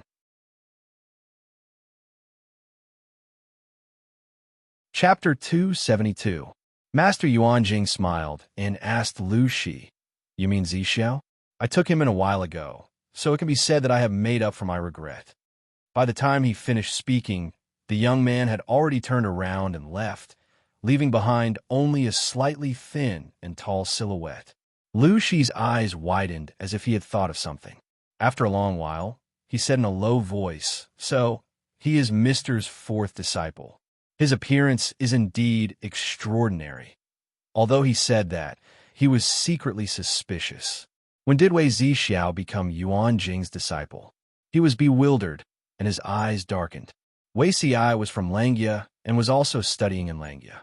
However, due to the changes in his family, he left Dongqing with his entire family. Master Yuanjing squinted his eyes. His cold gaze seemed to have seen through everything. Seeing Lu Shi's reaction, he said meaningfully, "Originally, I couldn't have accepted this disciple. Although we were destined to be master and disciple, we were not master and disciple." Lu Shi's hand that was holding the chess piece paused. His face was filled with curiosity and suspicion. "If that's the case, why did you accept him as your disciple? You don't know this, but Zixiao has a knot in his heart. This also causes him to be intelligent, but he also likes to get into a dead end. If he's not careful, he'll step onto the wrong path. In the past, I wanted to take him as my disciple twice, but he refused both times. Now that he is willing to be enlightened, I am naturally overjoyed." To Yuanjing, there was nothing more gratifying than seeing a promising seedling untie the knot in his heart and grow strong and healthy. Lu Shi was completely dumbfounded, as if he had just heard a heavenly book. There had always been others chasing after Yuanjing to be his disciple. How could there be someone who could make Yuanjing chase after him? Wei Xi only said that he was a good strategist. Simply put, they were the prettiest among the smart and the smartest among the beauties. This was a man who used his face to brush official history, and his schemes only appeared in unofficial history books. So, Master Yuanjing, are you sure you're not joking? To be loved by Mr. So much, he must not be weak in any aspect. Lu Shi tried his best to maintain his composure so that he would not reveal any flaws. Of course, Zixiao at IKEA, Lu Shi and Feng Run, who was watching the game, were speechless. "Wait, IKEA. IKEA, are you sure there's nothing wrong with this description?" Dong dong dong. Jiang Pengji was lazily soaking in the hot spring. A neatly folded towel rested on her forehead. Her long black hair was fixed at the top of her head with a hairpin, revealing her slender and fair neck. Her skin was covered with water droplets. Because of the fog, it was as if she had a filter on her entire body. Although she was still wearing clothes, the audience in the live broadcast room expressed that they could not take it anymore. Sugar-fried chestnuts. #perverted. I really want to climb in and have a bath with the streamer. Streamer Zheng Zheng Shang. There are always unruly people who want to compete with me for the streamer. Hearing the knock on the door, Jiang Pengji opened her tipsy eyes. There was a faint blush on her face from the steam, as if she had applied a layer of top-notch powder on it. Did the maidservant bring the wine? She raised her eyebrows and said lazily, "Come in. Just leave the wine by the side of the pool." Outside the house, Wei Xi, who had obtained permission, opened the door slightly. Hot and humid air blew into his face, and his vision was filled with white mist. The audience in the streaming room was the first to notice the abnormality. At that moment, Jiang Pengji was still lazily half-lidded. One chestnut. Host, stop sleeping. There's a strange man coming in. Be careful. Lao Si Lianmeng. It's a man, not a maidservant. Host, don't sleep over. Be careful not to be taken advantage of. Wei Feng Tang Tang. Host, stop sleeping. Get up quickly. Someone reminded Jiang Pengji. Naturally, there were also people who noticed the strange man's appearance. But in a flash, the bullet screen full of infatuated fans covered all the reminders. It was an unprecedented grand occasion. Looking at the changes in the bullet screen, Jiang Pengji frowned slightly. She did not need to turn her head to guess the person's magnificent appearance. The audience in the streaming room did not have any other good points, but they had a normal sense of beauty. Not every beautiful face could make them lick the screen. You seem to have entered the wrong door, Jiang Pengji said without turning her head. She supported herself with both arms by the side of the pool and relaxed her whole body. The strange man outside did not come in. Instead, he lowered his head and spoke in a low voice. His voice was between a teenager and an adult. I am Wei Si. Your father has summoned you to Tianzi room number 1 in a rose garden. Hearing that, Jiang Pengji suddenly turned her head to look at the man. She asked, Are you talking about my father? Wei Si's body stiffened imperceptibly. He suddenly lowered his head and immediately returned to normal. It was as if the abnormality had never occurred. He said with certainty, Yes, your father is playing chess with my master. He specially ordered me to come over and pass on the message. Jiang Pengji secretly rubbed the area between her eyebrows. Although it was very comfortable to soak in the hot spring, one could not soak in it for too long. Why are you so reserved, Lang Jun? Wait a moment. I will go with you after I tidy up. It's okay. Help yourself. The next second, the door closed again. There was a vague shadow at the door. It was obvious that the person had not left. Seeing that, Jiang Pengji frowned but did not say anything. Climbing out of the hot spring, she temporarily closed the streaming room. After a simple wipe, she changed into a dry robe. After doing all that, she reopened the streaming room and pushed open the paper door at the same time.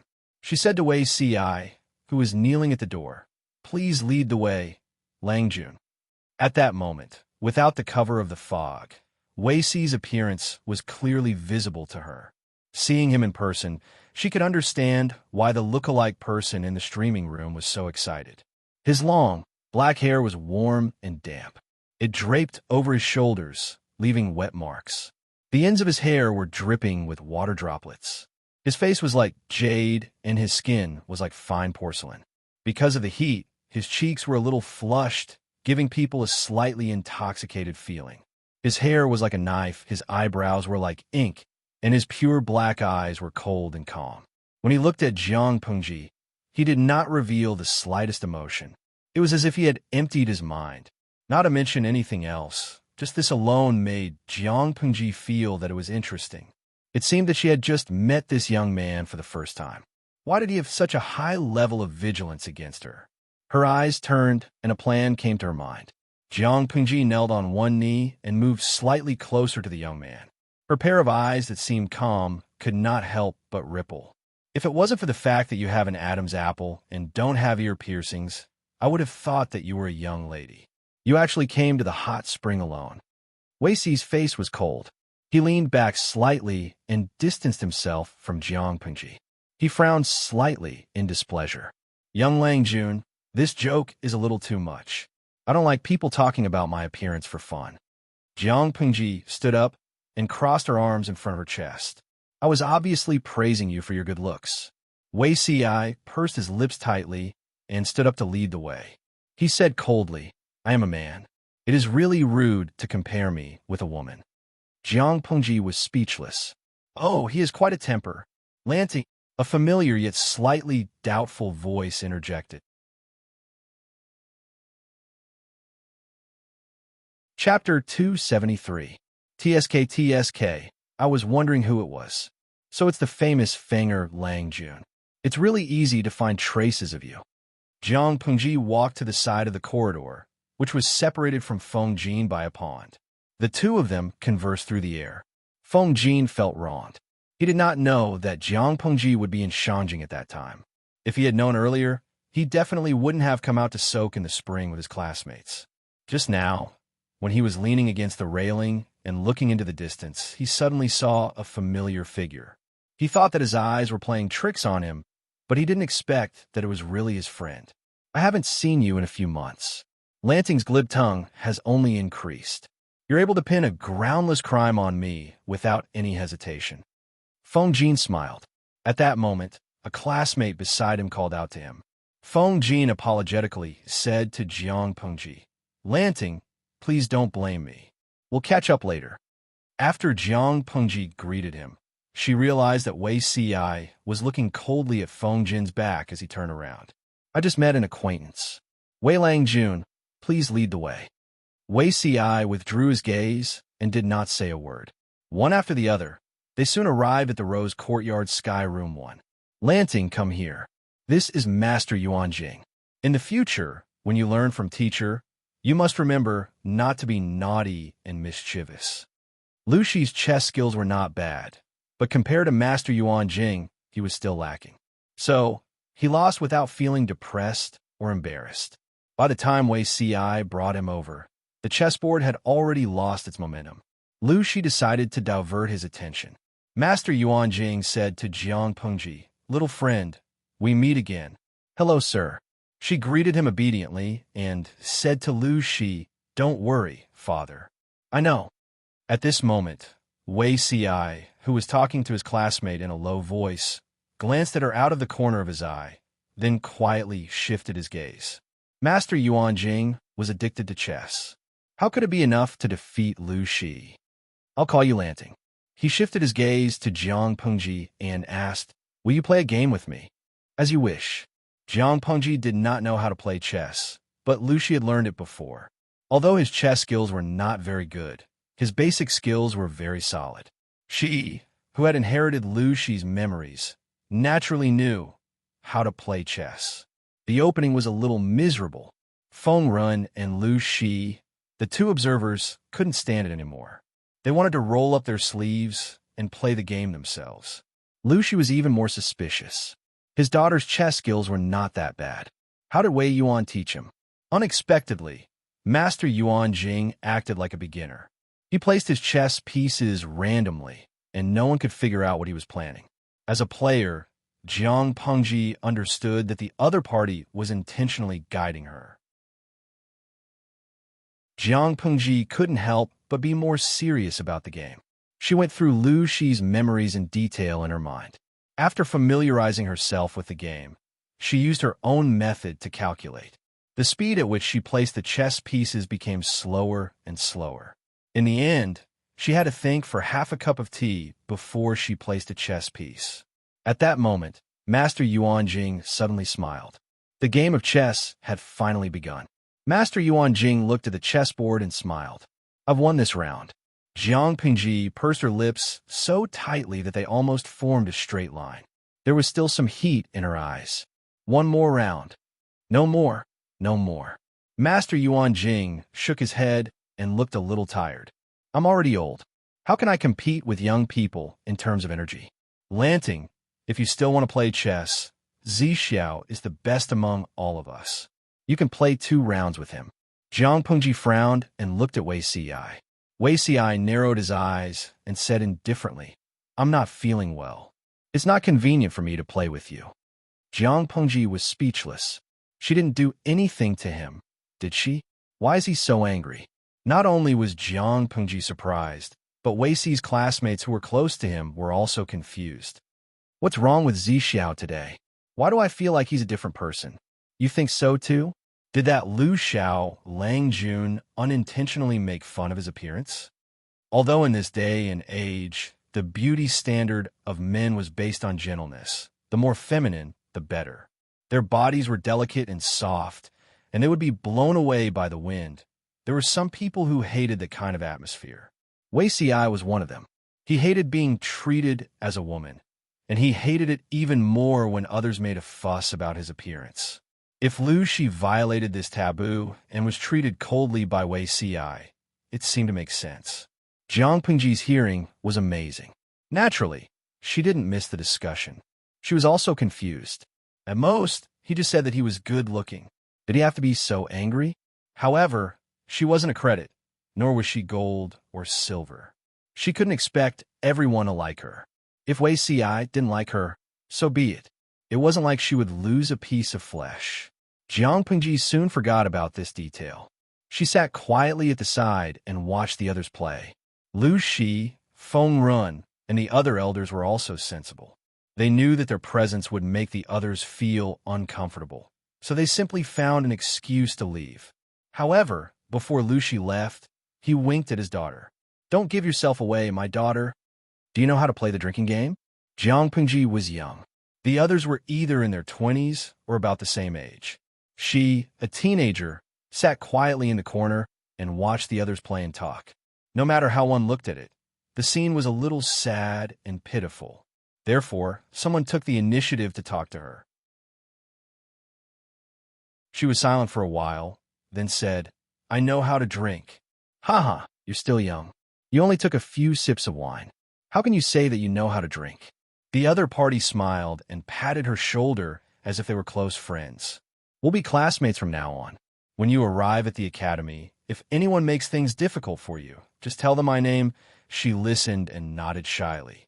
Her big, watery eyes were wide open. If a screenshot was taken, it could probably be named Jiang Pengji's Cleverness JPG. The drinking game was originally an activity to liven things up during banquets. Jiang Pengji also knew some of the rules. All the youths present were top students. Even if a few of them weren't that great, they were the type that could make up for their inadequacies with hard work.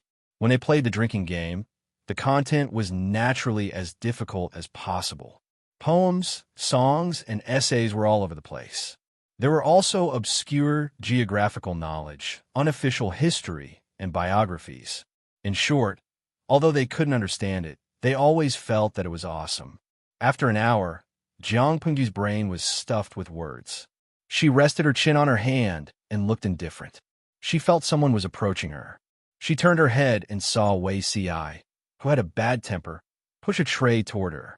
There were all kinds of dried fruits and snacks on the tray. He looked down and avoided Jiang Pengji's sight. Jiang Pengji was surprised and asked, "Did I offend you in any way?" Wei Si didn't answer her question. "I heard Wenbin mention you a few days ago." Jiang Pengji was stunned. She suddenly remembered the words she used to fool Han Yu. She used to fool Han Yu by saying that she had seen Cheng Jing and Wei Si in her dream. She even described Wei Si as beautiful. Was it because of that? She coughed awkwardly and said with a lack of confidence, "It was just a misunderstanding. I used it to fool him." Sure enough, a lie needed several lies to cover up the loophole. Wei Si said calmly, "It's okay. Since you didn't mean it, I won't hold it against you." Jiang Pengji secretly squinted her eyes. A glimmer of light flashed in her eyes. It would have been better if Wei Si didn't explain. The more he explained, the more she felt that he was trying to hide something.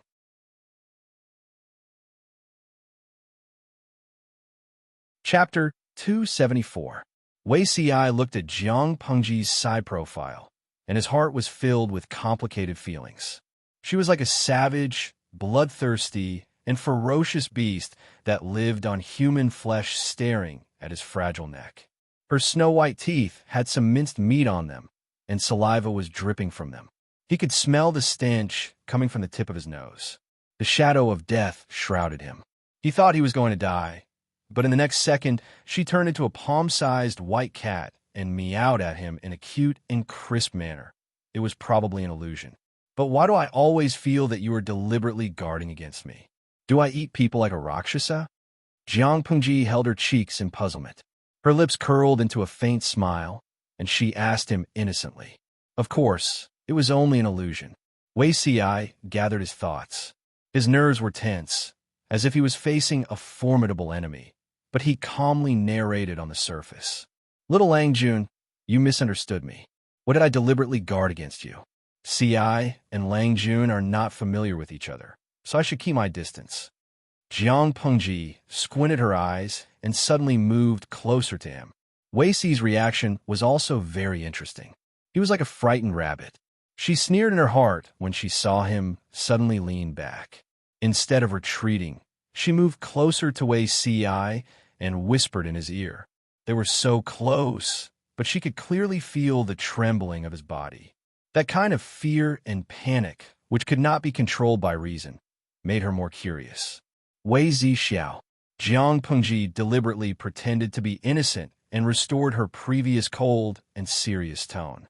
She said, I don't know why you are so guarded against me, and even afraid of me like a snake, but I hope you understand that the more you act so clearly, the more it arouses my curiosity and desire to investigate. So, are you avoiding me, or are you playing hard to get? It was unknown which sentence provoked Wei Si, but his reaction was about to explode. Dong! The movement in the corner attracted the attention of others. They saw a young person single-handedly holding Wei Si's hands. His expression was cold and his eyes were fierce. On the other hand, the restrained Wei Si was lying on the ground in a slightly embarrassed state. Perhaps because of the struggle or something else, his cheeks were dyed red. With a plop, a student sitting by the hot spring saw the scene and was so shocked that he dropped the fruit plate in his hand. What happened? Sorry, I'm just messing around. You guys continue. Jiang Pengji smiled, as if there was no one around. She changed her posture from a half-kneeling position to a kneeling position. She raised her hand and released the hand that was restraining Wei Si's wrist. Those with better eyesight could clearly see the faint finger marks left on Wei Si's wrist. They were playing a little too hard. Wei Si's chest heaved up and down rapidly. His facial expression was a few degrees below zero. He looked at Jiang Pengji with bloodshot eyes. You tried to push me away just now. I instinctively thought you were going to attack me. So, spreading out her hands, Jiang Pengji had a look that said, this is not my fault. Wei Si pursed his lips tightly and did not say a word for a while. Wei Si propped himself up from the ground and ignored the words of concern from the people around him. He strode out of the hot spring room. As long as one was not blind, anyone could see the huge words on Wei Si's back. I'm angry. The culprit who provoked Wei Si, Jiang Pengji, was dumbfounded. She did not want to take the blame. She did not want to offend Wei Si. After all, he was one of Master Yuanjing's 4 disciples. He had his own connections in Langyi Academy. He was a bully that could not be offended. She wanted to go to school, not to fight. Why would she provoke Wei Si for no reason? However, the current situation was that she did not want to offend Wei Si. Wei Si came up to her and made her offend him. In the end, he even put the blame on her. What AF * king injustice. Oh, you're the little princess. You have a final say. The audience in the streaming room was rather disappointed. They thought the streamer was going to live stream driving. They did not expect that she would not even drive a toy car. Nide Yida, #perverted. Just now, the streamer confined him to the ground with one hand. I thought she was going to drive. Streamer Zhengzheng Shanghua. I used to think that the domineering CEO was very cliché and cliché. But now I understand why such a cliché is popular. It's entirely because at the moment when you're pinned against the wall, you feel the thrill of being conquered. Streamer Xijing Shanghua. Streamer, shouldn't that be called Didong? If she stood against the wall, she would probably only hit her chest. Looking at the discussion of the audience in the streaming room, Jiang Pengji could not help but have an illusion. She bullied the little princess. But the problem was that she was really not that crazy. Not only did the audience in the streaming room think so, but even the audience who were watching the live broadcast thought so. Although Zixiao is born beautiful, he is a real man. The person who had tried to get close to Jiang Pengji came over. It was unknown whether he was gloating or something else. Although we have many sworn brothers now, you are still a little young at your age. After he finished speaking, he raised his eyebrows at her and gave her a look that all men understood. Jiang Pengji's face darkened after she heard that. Wei Si left the hot spring room. The cold wind outside blew and cleared his feverish mind. Just as Jiang Pengji said, if he behaved as usual and did not reveal any abnormalities, the other party would probably not even look at him. That was exactly what he wanted, but he was not mentally prepared. He showed an abnormality and attracted the other party's attention. The current situation was the complete opposite of his original plan. He stood in the corridor in a daze. The bright white moon in the sky was reflected on the pond. The scenery was pleasant, and it made his state of mind slightly calm. Now that he had calmed down, he did not intend to go back. He was afraid that he would give himself away again. Only God knew that what Jiang Pengji said just now scared him to the point that all the hair on his body stood on end. He was almost scared out of his wits. Forget it, forget it. I will treat her as usual. Wei Ci calmed down for a while and gave himself enough psychological hints. Only when he felt that he could face Jiang Pengji normally did he turn around and return to the hot spring room. Just as he opened the door, he saw that there was no one inside. There were some liquor tags scattered on the low table. He looked at the empty hot spring room and was stunned. Where is she? She want to cause trouble. Jiang Pengji felt that there were a lot of things to do today. She did not soak in the hot spring much, but she encountered a lot of annoying things. Especially after she was wronged by the little princess, Wei Ci. Something came to her door immediately after. This time, it was her friend, Feng Jin, who called for help from outside. When she arrived, the matter was already a little out of hand.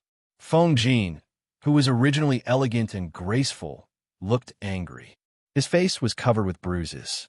The bruises on his white, jade-like face were very eye-catching. Feng Jin was the second legitimate son of the head of the Secretariat, Feng Ren, who had the guts to hit him and even hit his face.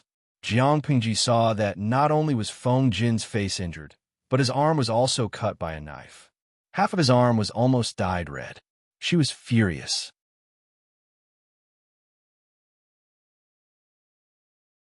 Chapter 275. Feng Jin was grimacing in pain, but when he heard Jiang Pengji's arrogant declaration, his hand stopped hurting, but his stomach hurt. If they were in Hejian County, it would be fine for her to be so arrogant. At least Lu Shi could handle it. But now, they were in Shangjing, where the emperor was. She did not have the advantage of being a local snake, but she could still be so arrogant. Thinking of his humility just now, in exchange for such humiliation and a knife to his arm, he suddenly felt that it was better to be arrogant. Lanting, be careful. These people are not friendly. Feng Jin covered his wound with his left hand. Blood kept flowing out from between his fingers. His face was pale because of the pain and blood loss. Even his voice was very weak. Messengers from the royal family of the northern borderline. Jiang Pengji looked at the few strong men who were confronting the people in the courtyard. Each of them had small braids of black hair and a floral scarf on their heads. Their thick eyebrows slanted to the temples, and their faces were deep and well-defined. She could tell at a glance that they were foreigners. They were naked from the waist up. There were strange and complicated tattoos on their shoulders and chests. One could vaguely see that they were ferocious beasts. Their muscles bulged like stones, and one of their arms was thicker than Feng Jin's thigh. Their skin was oiled and could even reflect light. Oh, messengers from the royal family of the northern borderline? Jiang Pengji sneered coldly and took 2 steps forward. The crowd automatically made way for her. Feng Jin, you've lived like a dog, haven't you? You're the son of the head of the Secretariat, and you're being bullied like this? They're just watchdogs. They're not the descendants of the royal family of the northern borderline, and you're beaten up like this. You're a disgrace to your father. Feng Jin's expression changed. He was not angry at Jiang Pengji's harsh words, but it was the truth.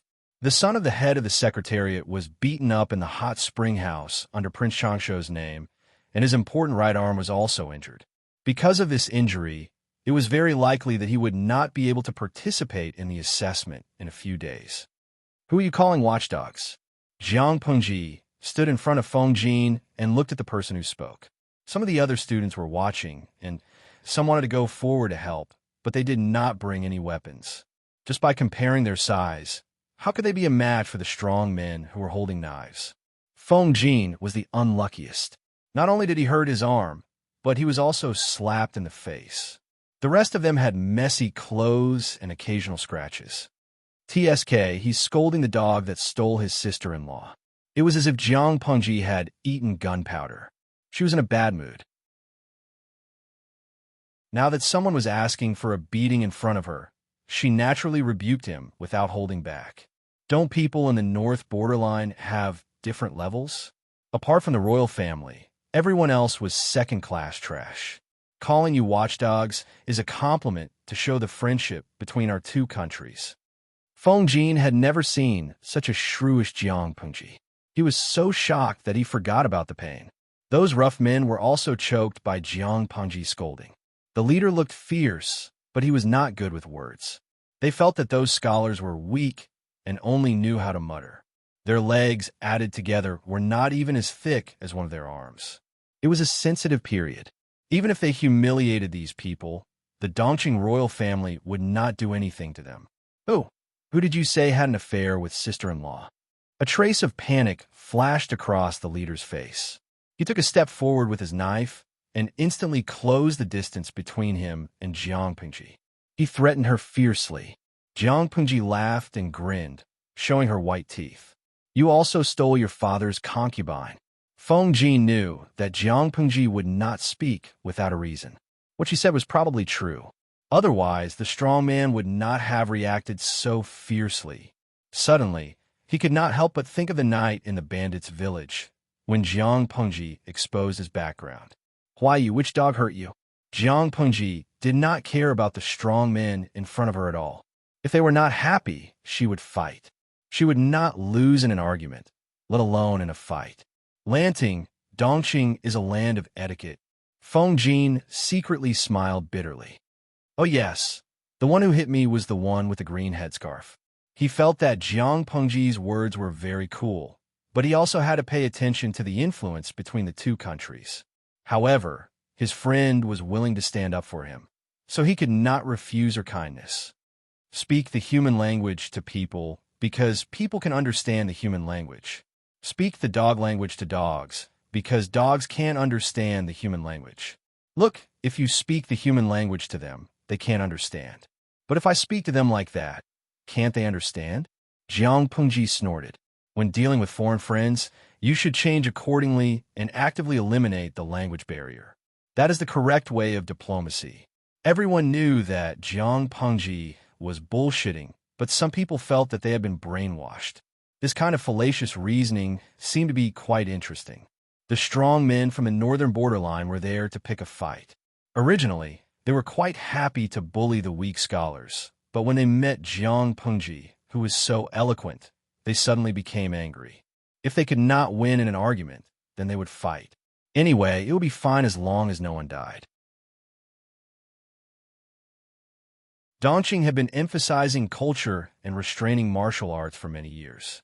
The men at the border of the northern borderline were considered to be unyielding men, but after they entered Dongqing, all the men they saw were sissies with flowers in their hair and powder in their hair. Occasionally, there were a few normal men, but they did not use their limbs. They could pat their chests and say that the white chickens in the courtyard were not enough for them to chop, let alone the short man in front of them.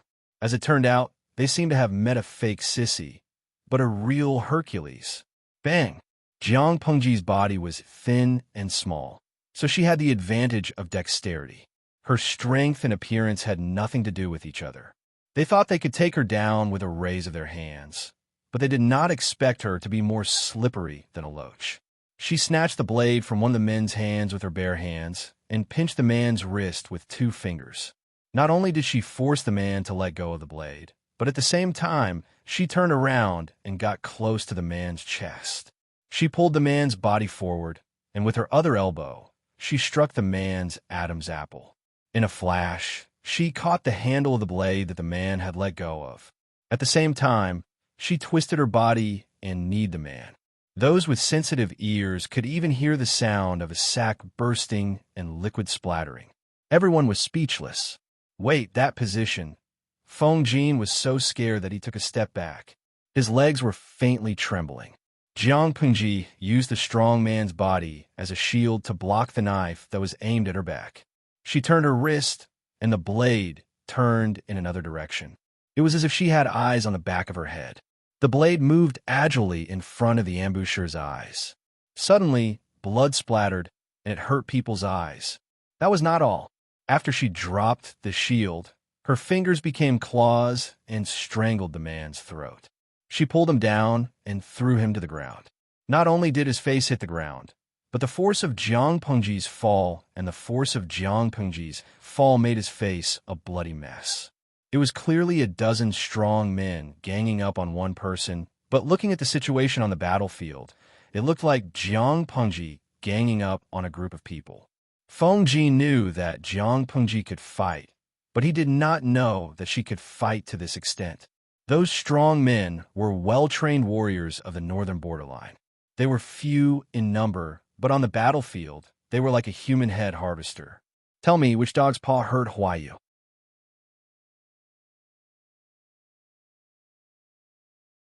Chapter 276. Jiang Pengji basically showed no mercy. Although they were still alive, they were basically crippled.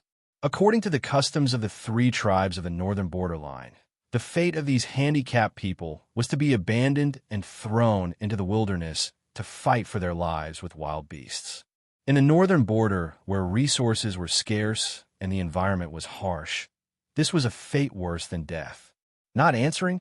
Fine, I'll chop off both arms. After saying that, the broadsword in her hand was already thirsty. At this moment, the sound of armor clashing and a series of heavy footsteps came from outside the courtyard. Wait, Jiang Pengji sneered in her heart. She would lose face if he told her to slow down. In the end, he was a step too late. He raised his hand, and the blade fell. A bloody arm was chopped off. Jiang Pengji raised her head and looked out of the courtyard coldly. 2 rows of armored soldiers from the northern borderline ran in, all carrying shiny weapons in their hands. Each of them was murderous, and the aura around them was like that of a dormant, ferocious beast. Their imposing manner gave people a very oppressive feeling. A man dressed in northern borderline attire came out of the crowd. Looking at the northern borderline warriors lying on the ground, his face darkened. I used my own abilities to kill people. Why should I stop? Jiang Pengji removed her foot from his face and kicked him away. She stared at him coldly. If you want to blame someone, blame yourself for speaking too slowly. How can you blame me for acting too quickly? She struck first, not giving the other party a chance to question her. This is Dongqing, not the barbaric and uncivilized northern borderline. If you don't want to abide by the rules, get lost. Since you want to negotiate with the royal family through marriage, please show your sincerity. Jiang Pengji had beaten him up and chopped off his arm in front of him. The situation was already beyond redemption. At the end of the day, they were standing up for him. How could Feng Jin drag them down at this time? He panted and endured the severe pain in his arm. With a pale face, he said, seriously injuring the son of an important minister and humiliating the young students of Dongqing. Is this the sincerity of your court in the peace talks? Today's matter cannot end so easily. Your northern borderline must give us an explanation. If these people were fooling around with ordinary people or poor disciples, Dongqing would have to swallow it no matter how unhappy they were. After all, they had to focus on the big picture. But what was the result? Among the crowd, Feng Jin was the most severely injured.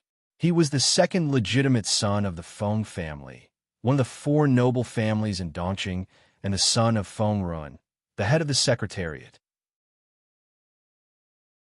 If the bruises on his face were not applied with good ointment, it would probably take at least 10 days to half a month to disappear. Apart from that, his right arm was also cut by a knife. Blood kept flowing out. The injury to his right arm meant that he could not write, which would affect the upcoming assessment. In order to be in the limelight during the assessment, which student didn't put in great effort? If Feng Jin missed this assessment, all his previous efforts would be in vain. Even the plans he had made early in the morning would be disrupted. Who would compensate for such a huge loss? Feng Jin had suffered so much. Was he willing to be beaten up for nothing? Would Feng Ren let it go? Would the Feng clan let this go? For a prestigious landowning household that had existed for more than 1,000 years, they could lose their lives, but they could not afford to lose their face. Seeing that Jiang Pengji and Feng Jin were echoing each other with an arrogant attitude, the face of the man from the northern borderline who led the troops over also stiffened. Jiang Pengji added fuel to the fire and took the opportunity to add another sentence. If you have no intention of negotiating, you should make it clear as soon as possible. Today, you deliberately humiliated the son of an important official in the court. This matter must be reported to the officials. Instead of glaring at me here, why don't you go back and ask your master how to settle this matter? The other party was irritated by Jiang Pengji, and a lot of anger had accumulated in his stomach. A few warriors from the northern borderline were looking for trouble. Originally, they were secretly instructed by someone. Even if they hurt someone, they were not afraid. When the time came, someone would naturally come out to support them. Dongqing was used to being weak. Even if it was for the sake of the overall situation, they had to swallow the loss this time.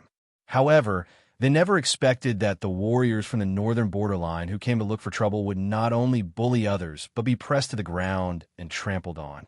The man from the northern borderline was the general of the northern borderline who escorted the princess.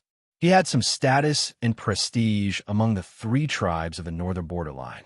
He should have led his troops over arrogantly with the intention of denouncing them. But now he was put in a difficult position by a teenager. Who do you think you are? You hurt the warriors of the northern borderline. You should pay the price. Arrest them all. The man from the northern borderline calmed himself down and planned to arrest them first so that there would be no evidence. As long as they insisted that they were the ones who suffered losses, according to the Dongqing royal family's usual weak style, the northern borderline would not suffer losses. So what if he was the son of an important minister in the court? As long as he did not kick an iron plate, the royal family of Dongqing would not dare to offend him when the marriage was already set in stone. Therefore, the man from the northern borderline looked at Jiang Pengji and Feng Jin with a hint of murderous intent. It turned out that they did not kick an iron plate, but an iron wall. Wu Liba, who did you say you wanted to arrest? At that moment, Lu Shi's voice came from the crowd. The man from the northern borderline did not expect someone to be able to recognize his identity. He could not help but look in the direction of the voice. My son is right. This is Dongqing, not your northern borderline. If you don't want to come here without returning, then you better tuck your tail between your legs and behave. Otherwise, no matter how the other old farts try to protect you, Lu Zhongxing, will not let you walk out of the city gates of Shanjing. Feng Run, who was a step behind, looked at his disheveled son with a gloomy face. He then looked at the arrogant people from the northern borderline and sneered coldly in his heart. He did not open his mouth to argue with the envoys from the northern borderline. Instead, he chose to ignore them and ordered someone to bring a medical officer over. Bandage your wounds. Later, you will enter the palace with me to meet the emperor. Feng Jin's face was pale, and he nodded. Wu Liba was in a difficult position. His face turned the color of a pig's liver. He had originally come to embarrass others, but now he was humiliated instead. He was even thrown to the ground and stepped on twice by the other party. Next time, bring some brains with you when you go out. If you want to take others down a notch, you should first see if the other party is a cat or a tiger. Jiang Pengji stepped forward and clicked her tongue. She ignored his embarrassed expression. It's good that Huayu's arm is fine. If anything happens to it and causes it to be difficult to hold a pen in the future, Wu Liba, I don't want your lowly life as compensation. Be smart and break your arms as an apology. Wu Liba's face completely turned into ashes. He looked at Jiang Pengji with a murderous look. If it was anyone else, they would have been scared out of their wits, but she was Jiang Pengji. To put it bluntly, the number of people she had killed was more than the amount of rice he had eaten. This depends on whether the emperor of Dongqing agrees to it or not. After he finished speaking, Wu Liba left with his men. He did not care about the warriors from the northern borderline who were half dead on the ground. Looking at their backs as they left, Jiang Pengji suddenly slashed at the rockery at the side. Lu Shi sighed. Don't judge Wu Liba by his appearance as a brainless boor. In reality, he is a rare wise general in the northern borderline.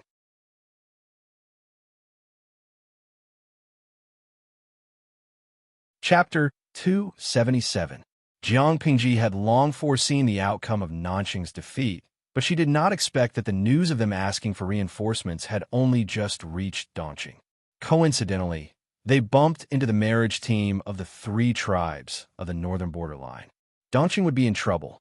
Although Dongqing and Nanshan had conflicts, they were still considered part of Great Xia, while the 3 tribes of the north borderline and the 4 tribes of Nanman were considered outsiders.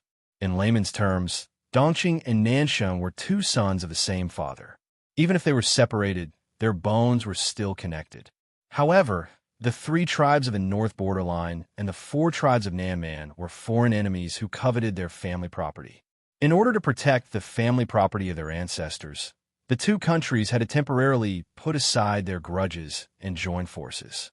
If Nanshan was really defeated by the iron cavalry of the 4 factions of Nanman, Dongqing would face the danger of being attacked from both sides by the 3 tribes of the northern borderline and the 4 factions of Nanman. The annihilation of the country was just around the corner. Therefore, Dongqing had no choice but to lend Nanxing troops to Dongqing. Both parties were interdependent. However, if they borrowed troops, it would definitely affect the military strength of Dongqing's border defense. The military strength used to resist the northern borderline would also be affected. The 3 tribes of the northern borderline had been at war with Dongqing for many years. They had always won more than they lost. Dongqing was courting death by emphasizing culture and restraining military force. It was foreseeable that after Nanshan came to borrow troops, Dongqing's military strength in the northern borderline would be thinned. It was no wonder that the envoy from the northern borderline was so fearless. Lu Shi sighed and said, "The 3 tribes of the northern borderline have been coveting Dongqing for a long time. I only hope that you are clear-headed and don't let the wolf into the house. Marriage is not a permanent solution, but it seems that it is too late." Feng Ren looked at his son with pity. His heart ached when he saw his son's pale face. He sneered coldly when he heard Lu Shi's sigh. He despised the man sitting on the throne. Although Feng Ren knew that he would not get any justice in the palace this time, he still wanted to let the emperor know that the Feng family was not a pushover. Feng Ren cupped his hands and apologized to Lu Shi. Then he left with his son, whose wound had just been treated. His face was as cold as ice. After experiencing such a thing, many people no longer had the leisure to soak in the spring. Suddenly, someone patted Jiang Pengji's shoulder. "I didn't expect you to be so skilled in martial arts." It made one want to shout out in satisfaction. "I don't like those bastards either. It's just that I can't beat them up like you." It is said that the warriors of the northern borderline are fearless of death, but from what I see now, it seems that they are not as powerful as you. She resisted the urge to subdue him and turned her head calmly. It turned out to be the young man who had tried to get close to her before. Jiang Pengji warned him expressionlessly, for the sake of the words grandson of 8B** TCH. "I don't like people patting my shoulder from behind. If you're a stranger, I'm afraid you won't be able to keep your arm." The other party was stunned, and he withdrew his hand as if he had been electrocuted. "I didn't expect you to be so vicious at such a young age." As they were talking, the group returned to the Rose Courtyard Sky Room 1. Separated by a corridor, Jiang Pengji noticed a tall and slender figure in white standing in the corridor. The man's ink-black hair draped over his shoulders, faintly revealing his pale, tightly pursed lips and a slight chin.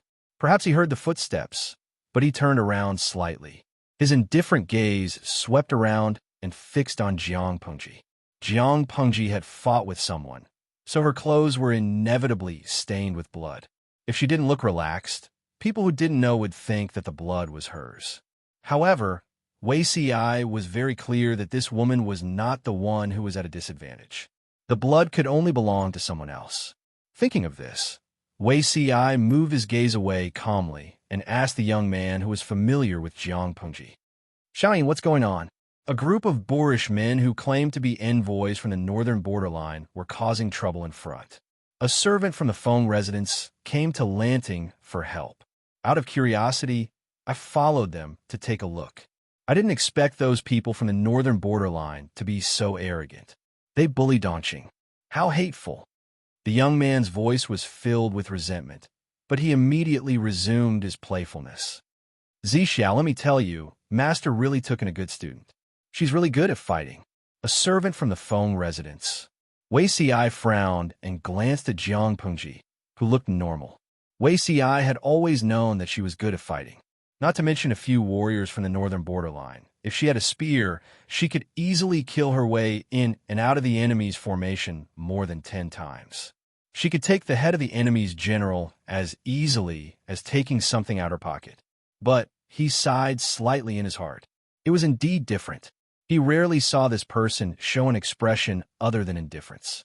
If it was in the past, thinking of this, Wei Xi firmly suppressed the thoughts in his heart and calmed his mind. Facing this woman, he needed to be 120% vigilant. Otherwise, if he was not careful, he would have nowhere to hide in front of her. He had experienced this a long time ago. Jiang Pengji explained, "Feng Jin is my good friend. He was bullied, so I naturally had to go over and support him. What's more, those boorish men from the northern borderline are really annoying. I gave them a light punishment, or else I would have nowhere to vent my anger." What a joke. Beating her partner was the same as beating her. Of course, she had to get back at them. You didn't just give them a light punishment just now. You made them lose their courage. To deal with the ambitious foreign tribes from the northern borderline, you should use such a forceful method. If you talk about propriety, righteousness, integrity, and trust with them, they will only think that you are afraid of them. Xiaoyin placed both hands on Jiang Pengji's shoulders. With an expression of experience, he said warmly, "In the future, when we go to Langyi Academy, I will protect you." Wei Xi silently glanced at Lu Zheng's hands. His eyes gradually darkened. "I said, don't pat my shoulder from behind." Jiang Pengji repeated, "My name is Lu Zheng. Master gave me the courtesy name Xiaoyin. Look, we know each other now. We are not considered strangers, right?" Jiang Pengji rolled her eyes and said, "Up to you.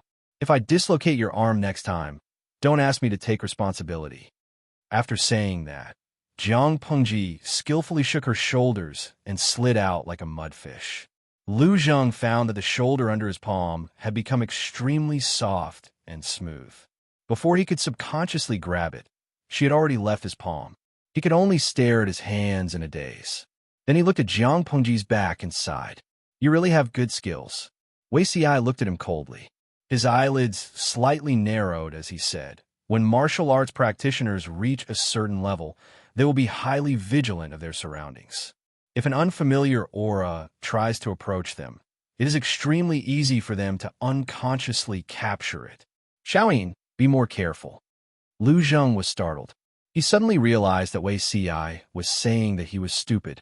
"Zixiao, why do you also read such indecent novels from the streets?" No matter how he looked at it, his words sounded like the standard of a wandering master in a novel from the streets. "If you don't believe me, try approaching her when she's taking a nap. But if her arm is crippled, I won't take responsibility." Wei Xi knew that it was not a rumor from the streets. It was true. "Hey, Wei Zixiao, you never have good intentions. I won't be fooled."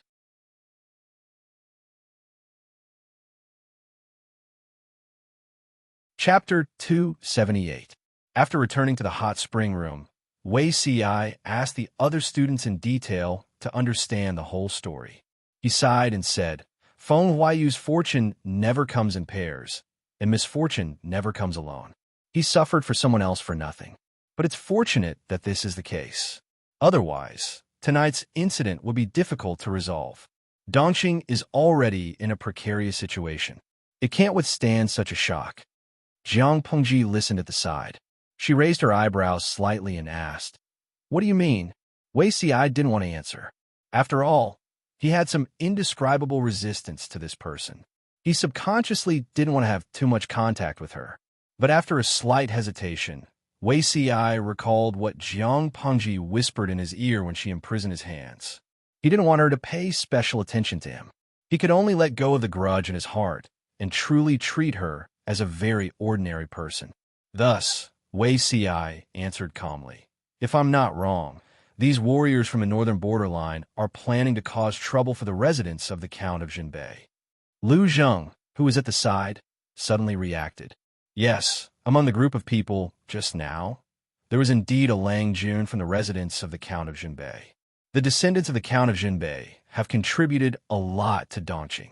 They shed blood and shed blood. They were originally flourishing, but in order to guard the northern borderline, some of them died in battle, some died of illness. There aren't many seedlings left.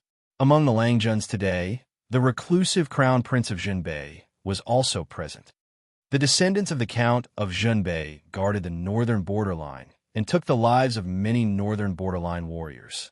Most of the descendants of the Count of Jinbei died on the battlefield at the hands of the generals of the northern borderline. The two sides have long formed a deep hatred. It's not surprising that they have a conflict when they meet. The descendants of the Count of Jinbei are few and far between, but they still hold a large number of troops. The emperor has been afraid of them for a long time and sees them as a thorn in his side. If anything happens to the crown prince, I'm afraid the three tribes of the northern borderline would probably wake up laughing even in their dreams. The emperor, sitting high on the dragon throne, might be angry on the surface, but he must be very happy in secret. I heard you say that there's a person called Wu Liba among the group of people causing trouble. He's one of the few wise generals in the three tribes of the northern borderline. He looks stupid and reckless, but he's actually very meticulous. Now that they were in the territory of Dongqing, no matter how arrogant they would not dare to act so recklessly. However, if the target is the crown prince of the residence of Jinbei Marquis, the emperor will be furious on the surface, but will secretly protect Wu Liba and his group. By doing so, he could not only satisfy the emperor's wishes, but he could also sow discord between the residents of Northern Marquis and the emperor, causing the two to completely turn against each other. The military power in the hands of the Count of Jinbei was too great. How could the emperor not know the ambition of the three tribes of the northern borderline? However, he was even more afraid that the residents of Count Jinbei would be overshadowed by their achievements. Lu Zheng felt a chill down his spine. Even though he had talked about the world situation with his classmates, he had never been as cold as he was now. The other point is also the reason why the three clans of the northern borderline are the most fearless. Nanqing's army was defeated like a landslide. Dongqing was bound to send reinforcements. At that time, the border of the northern borderline would be in danger. Now, I'm afraid the emperor is looking forward to the marriage even more. He hopes to temporarily stabilize the three tribes of the northern borderline by marriage, but he doesn't know that the northern borderline has been coveting Dongqing for many years. Why would they care about a weak marriage relationship? Jiang Pengji snorted coldly. What you mean by this is that the emperor may now favor the three tribes of the northern borderline and work hard to stabilize them with all kinds of generous conditions. It's not that it's possible, it's that they will definitely do so. Wei Ci sighed softly. He also had feelings for the royal family of Dongqing, but he couldn't stand the fact that they were too good at courting death. The more disappointed he was with the royal family of Dongqing, the more he missed the person who made him suffer for half of his life. Putting aside how shocking it was for a woman to ascend to the throne, at the very least, she was able to stabilize the country, prevent the people from being humiliated, prevent chaos in the court, and prevent the people from being anxious and fearful. Thinking of this, the pain he had suffered seemed to be nothing. The power of the emperor is not bestowed by the deities of heaven and earth. It comes from the people and the people of the world. Therefore, the emperor is light, but the people are heavy. As an emperor, if he destroys his reputation through marriage, struggles to survive by ceding land, exploits the people through tribute, and humiliates the country through reparations, how can he have the face to sit on the throne? The emperor should guard the gates of the country, and the emperor should die for the country. Now that he could do it all over again, he hoped that he could truly assist her for once as a strategist, and not as someone that even he despised. Jiang Pengji felt a little depressed. She snorted. Oh. The group of people from the northern borderline have achieved their goal of testing the bottom line by creating trouble. Wu Liba's actions seemed arrogant, but upon careful thought, there were many conspiracies and calculations involved. The emperor's final judgment was biased towards the northern borderline. Wu Liba's goal of testing the waters had been achieved, and he would be more fearless in the future. But Lu Langjun, you don't have to worry. As long as your father is still around, the emperor won't touch you easily. When he said this, Wei Xi's expression was a little strange and conflicted, but he quickly restrained it. How could he not be conflicted? Lu Shi had clearly been personally. TSK. How could he become the county chief of Hu County? If Lu Shi had the ability, he wouldn't have ended up like that. Wei Xi didn't know what went wrong, but he didn't intend to investigate further because there was no need. He was very clear that people would change. From the moment things changed, everything that he knew would be useless. The right path was to be down to earth. Jiang Pengji was not happy about what Wei Xi said. Only the weak needed to be protected by the strong. She was safe because of Lu Shi, which meant that she was not strong enough. Thinking of this, a strange light flashed in her eyes. An impulse arose in her heart, but she forcefully suppressed it in the end. Jiang Pengji smiled coldly and said meaningfully, "Oh, it's best if he doesn't touch me." If he dared to touch her, he would make the emperor regret crawling out of his mother's womb. Wei Xi was silent. Seeing Jiang Pengji reveal an expression that he was familiar with, he was shocked to find that his hands were secretly sweating. Wei Xi forced himself to calm down. Just as he was about to stand up and leave, Jiang Pengji suddenly asked him, "Is Zixiao very clear about the situation in the court?" He was about to say that he knew a little, but the ignorant Lu Zheng directly exposed him. "Lanting, you don't know about this. Come, let me tell you." Zixiao's policy and political commentaries have always been very exciting. He has a profound analysis of the world situation and always has his own views. Sitting at home, he has long been aware of the situation in the outside world. Even my master said that he is not inferior to Premier Jiang of the previous dynasty. It's a pity that he is stubborn. I don't know what's bothering him, but he still refuses to accept my master as his disciple. Lu Zheng had placed Wei Xi on a pedestal and praised him with all his might, but in the end he said, "Fortunately, half a year ago he went down the mountain and hit his head. He finally knocked the water out of his head and agreed to be my master's disciple." Jiang Pengji, Wei Xi, I'll say it again, Lu Xiaoyin. You. Say. Who? Brain. Head. Enter. Water. Yes. Suddenly, Lu Zheng rubbed his arms. He was clearly in a hot spring, but his back felt a little chilly. "Xiaoyin, I suddenly feel a little itchy. Come, let's have a game." Without any explanation, Wei Xi pulled the very unwilling Lu Zheng away. Jiang Pengji looked at the bright moon hanging in the sky and suddenly curled her lips. She lowered her head to look at the card between her fingers.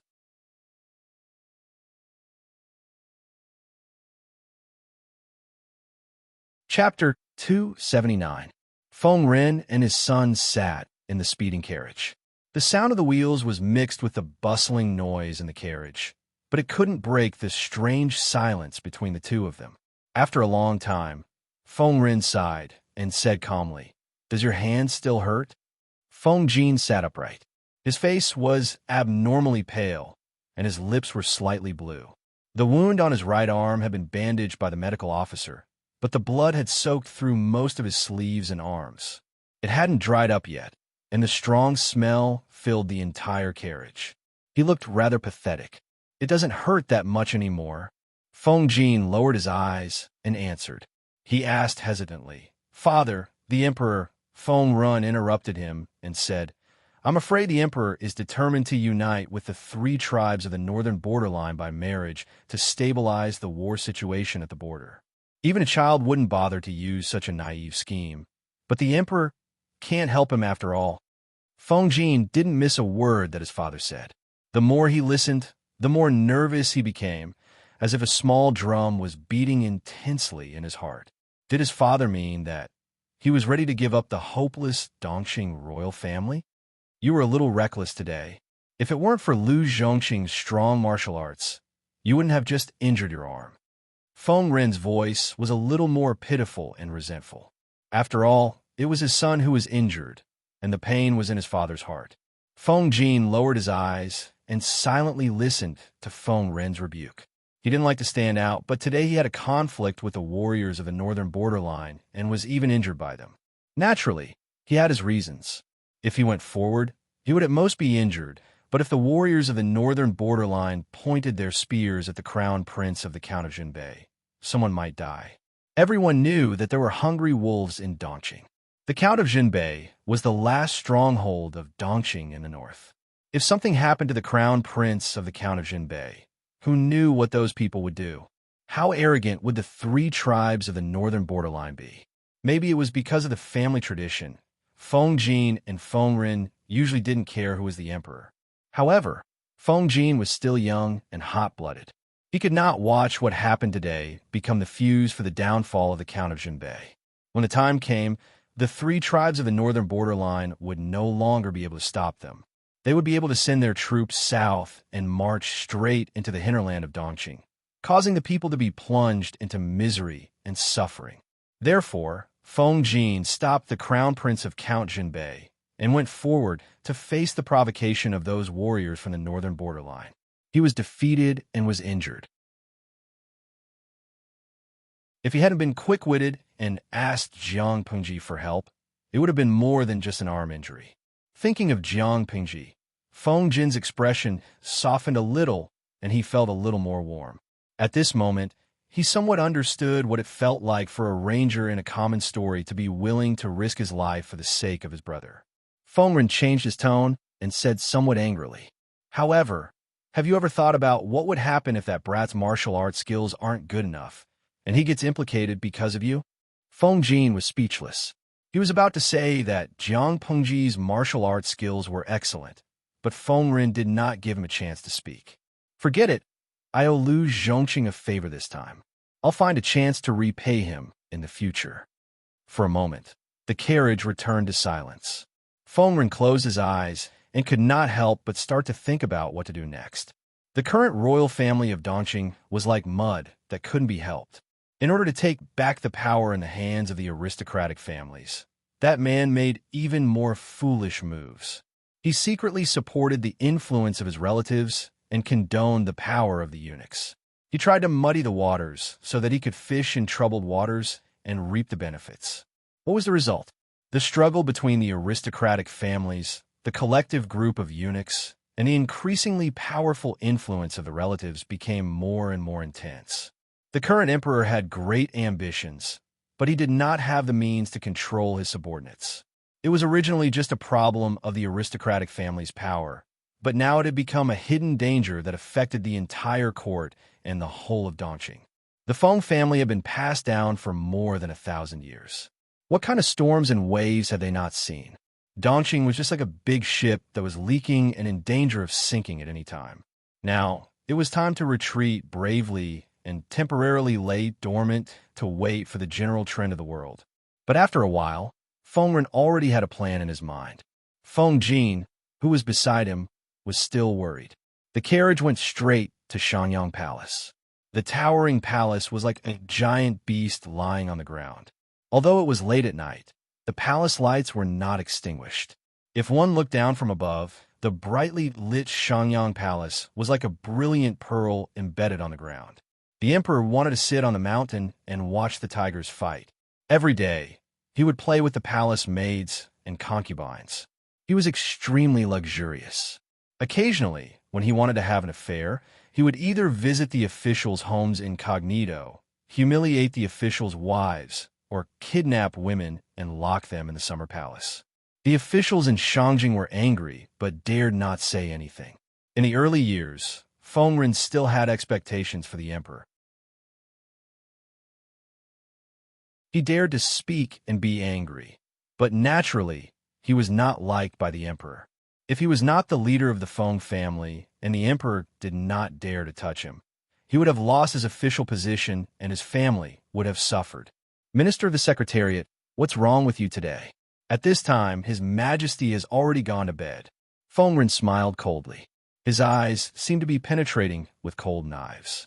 His tough attitude was completely different from his usual good guy image. Feng Ren waved his sleeves angrily. "Gone to bed early?" Assistant Lu, You can talk to a 3-year-old kid, but it's not enough to deal with me. And I know what kind of person His Majesty is. If I don't see His Majesty today, I won't leave." Decadent sounds had already come out of the palace, and the air was filled with an extremely extravagant smell. Did he tell him that the emperor had already gone to bed? Did he really think that he, Feng Xinda, was a 3-year-old kid? Assistant Liu had lost his virginity since he was a child.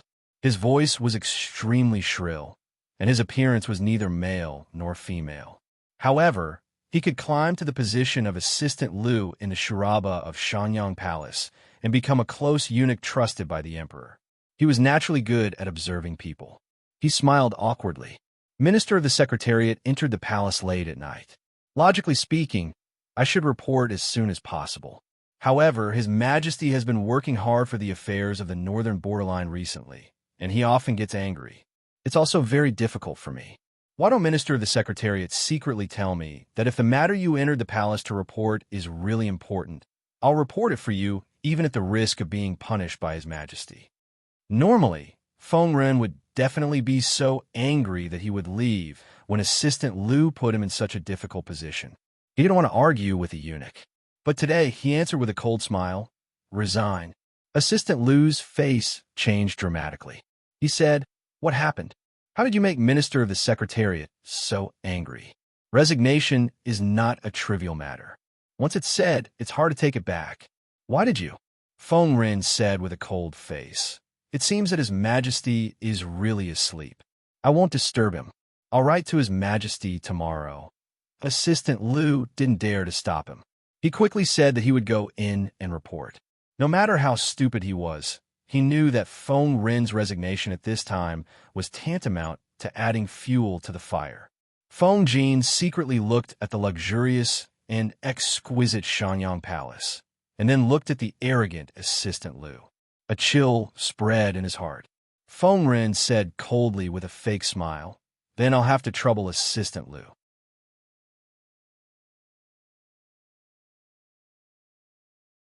Chapter 280. Feng Ren came out of the palace with a cold expression. "Why you, let's go."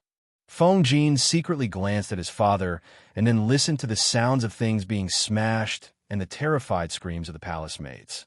After hesitating for a while, he decisively followed his father's footsteps. He was extremely disappointed in the emperor and had completely given up. As Feng Ren expected, the emperor only rewarded Feng Jin with a large amount of money and medicinal herbs. He didn't mention how to deal with the messengers from the northern borderline. He didn't even try to hide the fact that he was defending the people from the northern borderline. Even though Feng Ren threatened him with resignation, the other party was determined and even secretly felt a little happy. Although Feng Ren was the head of the Secretariat, he was still an official. No matter how insignificant he was still an official. If he took the initiative to resign, the emperor could install his confidant and gradually increase his voice in the court. He thought of Secretary Liu's reaction. When he heard that Feng Ren intended to resign, he hurriedly went to report, but the emperor was overjoyed. When he put the two reactions together, Feng Ren almost laughed. An emperor's foresight was not as far-sighted as a eunuch. If the Feng family continued to follow such an emperor, they would be doomed. It was a good strategy to escape as soon as possible. When it came to chess skills, even Ten Luzheng could not beat Wei Ci, who was full of schemes. "I don't want to play chess with you anymore. Every time I play, I feel like I'm punching cotton. I feel very aggrieved." Lu Zhang saw that he had lost the upper hand on the chessboard, so he quickly admitted defeat. It would be self-torture to continue playing chess. He wanted to find Jiang Pengji for comfort, but when he turned around, he found that she had disappeared. "Zixiao, did you see where Lanting went?" Lu Zheng asked casually. Wei Ci said, "He left a quarter of an hour ago. I guess he went to bed." Lu Zheng nodded and immediately reacted. He gritted his teeth and wanted to strangle the person in front of him. "You were playing chess with me 15 minutes ago, and now you have the time to pay attention to others." Wei Ci was speechless. Jiang Pengji was watching them play, but she knew that Lu Zheng would lose when she saw the chess. She suddenly lost the mood to continue watching. She did not obediently go to bed like Wei Ci had told her to. Instead, she changed into a set of light clothes and went to drink wine with Lu Shi. Yes, drinking with prostitutes and bringing Lucy along. Lucy, what can I do? I'm desperate too. Lucy didn't even dare to touch his daughter's glass of wine as he watched her drink like it was water. What's bothering you? He asked. Jiang Pengji dismissed her attendance and asked Lucy, Father, did you mean it when you said you wanted to marry my sister to Wu Ma Jun? Lucy furrowed his brows and replied, Of course it's true. As your father, I've also said that you don't need to settle the grudges of the previous generation. In that case, I have a presumptuous request. Jiang Pengji's eyes lit up, and there seemed to be a glimmer of light in them. What? Jiang Pengji said. I want to find a girl with outstanding looks to be my sister's dowry. I want her to marry Wu Ma Jun. Nanshan was already in chaos. The four factions of Nanman had directed their troops towards Nanxing's capital city. Out of the 5 countries in the world, one was about to perish. She could not wait any longer. Lu Shi's current body would only be 13 years old in a few months. In a few years, no one knew what the situation would be like in the world. Jiang Pengji planned to start planning now, instead of waiting until then to passively enter the game. Lu Shi was a little dumbfounded. He understood that his daughter was probably going to use a honey trap to make the already chaotic situation even worse. At the same time, she would secretly gain some benefits. A honey trap and pillow talk could be considered a good idea, but Wu Ma Jun was only an unfavored prince on the surface. Jiang Pengji only sneered coldly at this. Does the Dongqing royal family still have such a thing as moral integrity? They can humiliate their officials' wives, kill their brothers, and snatch their sisters-in-law, and kill their parents. How can they lack a concubine who snatches their sons? Rather than directly sending the beauty to him, it's better to let him snatch her himself. That way, it won't arouse suspicion. Also, try to make this girl look similar to Wu Ma Jun's mother, Wang Shi. Jiang Pengji tapped her fingers on the tea table and added. Lu Shi's hands trembled when he heard that. The teacup that he was holding suddenly fell on the table, spilling tea all over the table. His face became extremely ugly. After Jiang Pengji saw it, she revealed an expression that said, I knew it. What you said is not difficult. I'll send someone to look for her. Lu Shi tried hard to maintain a calm expression. He was afraid that he would reveal any unnecessary emotions. Jiang Pengji acted as if she did not see Lu Shi's loss of composure. She continued to leisurely drink her wine with a faint smile on her lips. Lu Shi, who was beside her, was anxious and fearful. As time went by, the psychological pressure that his daughter put on him increased. Spending the night in the red light district, enjoying a night of singing and dancing, it was indescribably carefree. When the sun hung high in the sky the next day, Jiang Pengji returned to the hot spring house with the smell of alcohol. Where the hell did you come from? Lu Zheng saw her and was about to greet her, but he was scared away by the various colors of rouge on her body. The rouge smelled good, but it could not withstand the strong smell of alcohol. The combination of the two was a kind of olfactory torture for people who were used to smelling all kinds of incense. Chongqing Alley. That's not a hell of a place. Jiang Pengji soaked her face with a wet towel. She looked much more sober. Lu Zheng was speechless. Even though it was his first time in Shangjing and his first time soaking in the hot spring, he knew what kind of place Chongqing Alley was. It was a gentle place for men in a red light district where all kinds of beauties gathered. The teenager in front of him was not even fully grown yet, right? The wine there is delicious and the music is not bad. If you like it, I'll bring you there later. Lu Zheng quickly agreed to Jiang Pengji's invitation. How? How can I accept that? But I heard that there are many talented women in Chongqing Alley who are full of knowledge. Many young and talented men will always have a poetry competition in order to win a beauty smile. I really want to see it. Wei Ci was speechless. He glanced at Lu Zheng, who was slightly eager to try, and then looked at Jiang Pengji. He snorted coldly. Seeing Wei Ci walk past them, Lu Zheng said with a bitter face, Zixiao has never liked to be close to women. He looks down on that kind of place. He heard our conversation just now. I hope he won't say anything in front of Master. He won't say anything, Jiang Pengji said with certainty. Lu Jing asked, "How do you know?" Jiang Pengji found it funny and answered, "Intuition." Wei Ci did not say anything, but Jiang Pengji and Lu Zheng could not go to Chongqing Alley because Master Yuan Jing left Jishan with his students in the afternoon.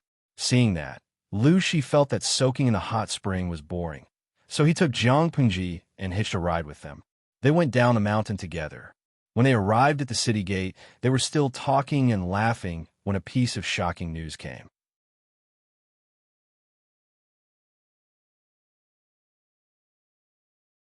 Chapter 281. Wait, why did something happen to the crown prince of the Count of Jinbei? Jiang Pingji sat in the carriage and watched the bullet screen in boredom to kill time. Occasionally, she chatted with the audience. Her sensitive ears heard the whispers of passers-by outside the carriage. She suddenly perked up and hurriedly lifted the curtain of the carriage, jumping out to inquire. This series of actions almost scared the people in the carriage and the coachman. The latter hurriedly pulled the reins and stopped the carriage. "Lanting, how can you be so reckless? What if you accidentally hurt yourself?" Lu Shi was so frightened by Jiang Pengji's action of jumping out of the carriage. When he came back to his senses, he found that his back was drenched in cold sweat. Jiang Pengji turned her head and said that she was fine. At the same time, she grabbed the commoner who was gossiping just now and repeated the previous question. Why did something happen to the crown prince of the Count of Jinbei? The commoner was so frightened that he almost forgot how to speak. He looked at Jiang Pengji's attire and knew that she was not an ordinary person. He could not help but secretly curse his bad luck. It was not easy to serve a noble person. If he accidentally angered her, it would be difficult to keep his head. With such a perturbed feeling, the commoner smiled at Jiang Pengji uneasily. His smile was very forced. After a long time, he squeezed out a sentence. This matter spread around last night. It said that the crown prince of the Count of Jinbei fought with someone for the title of courtesan. There was a conflict and a few people were killed. The crown prince was weak and could not withstand the stimulation. He died on the belly of the courtesan. Jiang Pengji was speechless. Yuan Jing and the others and Lu Shi also recovered from Jiang Pengji's reckless jumping out of the carriage. They understood the reason for her loss of composure, and their faces all turned cold. Wei Ci sighed and said, Feng Huayu's good intentions were wasted by the crown prince of the Count of Jinbei. In order to control the situation, Feng Jin knew that the people from a northern borderline wanted to find trouble with the crown prince of the Count of Jinbei. Instead, he confronted them. Not only was he beaten up, but his right arm was also injured. He did not have the chance to participate in the assessment that was about to begin and missed a great opportunity to rise rapidly. The crown prince of the residents of the northern marquis was unaware of the danger. Instead of obediently going to bed at night, he ran off to compete with others for the title of top beauty. Beside him, Lu Zheng glanced at Wei Ci, who was in the same carriage. There was a puzzled look in his eyes. He said strangely, "From what Zixiao said, you're blaming the crown prince of the Count of Jinbei for this matter.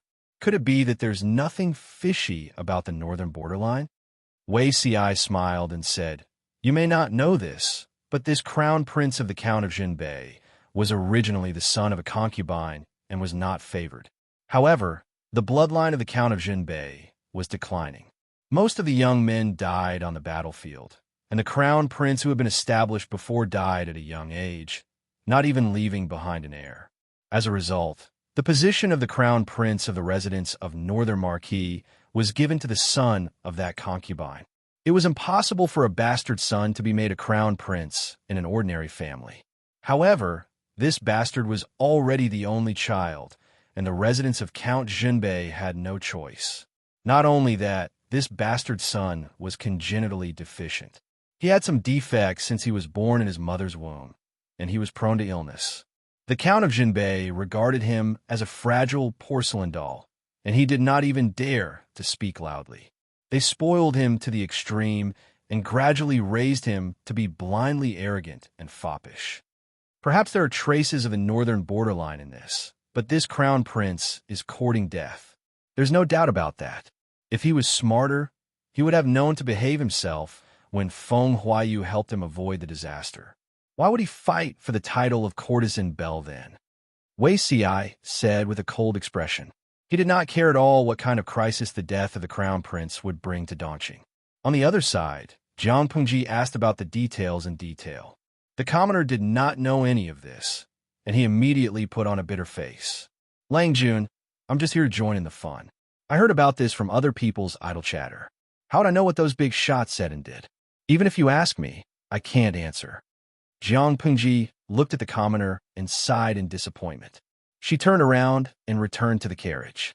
Lu Shi glanced at Jiang Pengji and said in a low voice, Don't worry. When we arrive at the Feng residence, I'll send someone to inquire about it in detail. Since this matter has caused such a stir that even the commoners are talking about it, it must be quite a big deal. It shouldn't be difficult to find out. Jiang Pengji nodded, but she still looked a little absent-minded.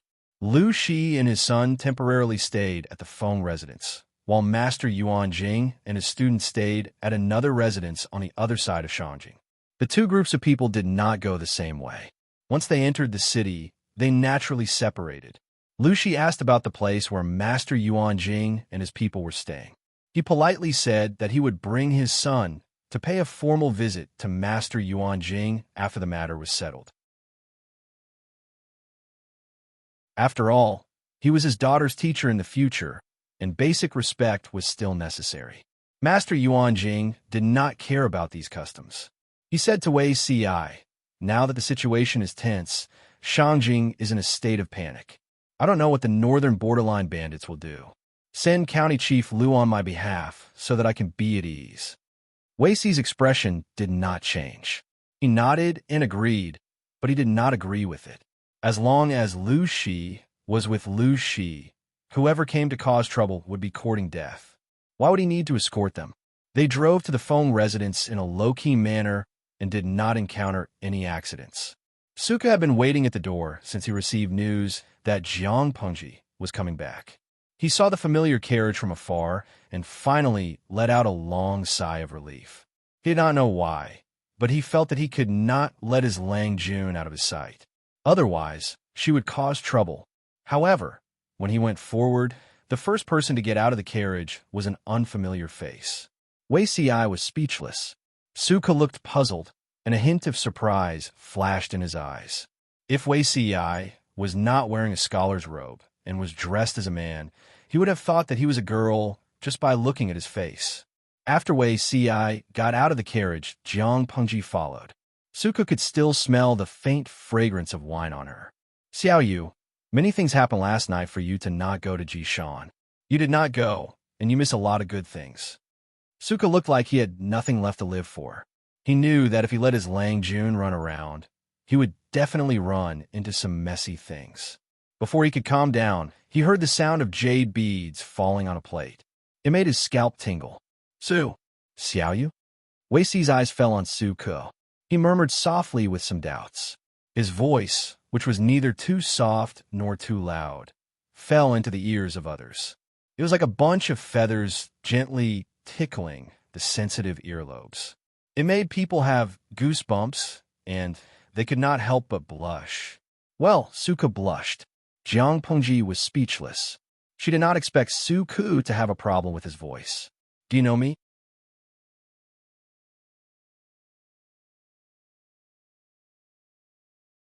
Chapter 282. I don't know you. I just feel that the name sounds very familiar. It's as if I've known you for a long time, but I can't remember where I've heard it. Wei Ci gave a perfect smile and then cupped his hands in the other before his chest to Lu Shi and his son.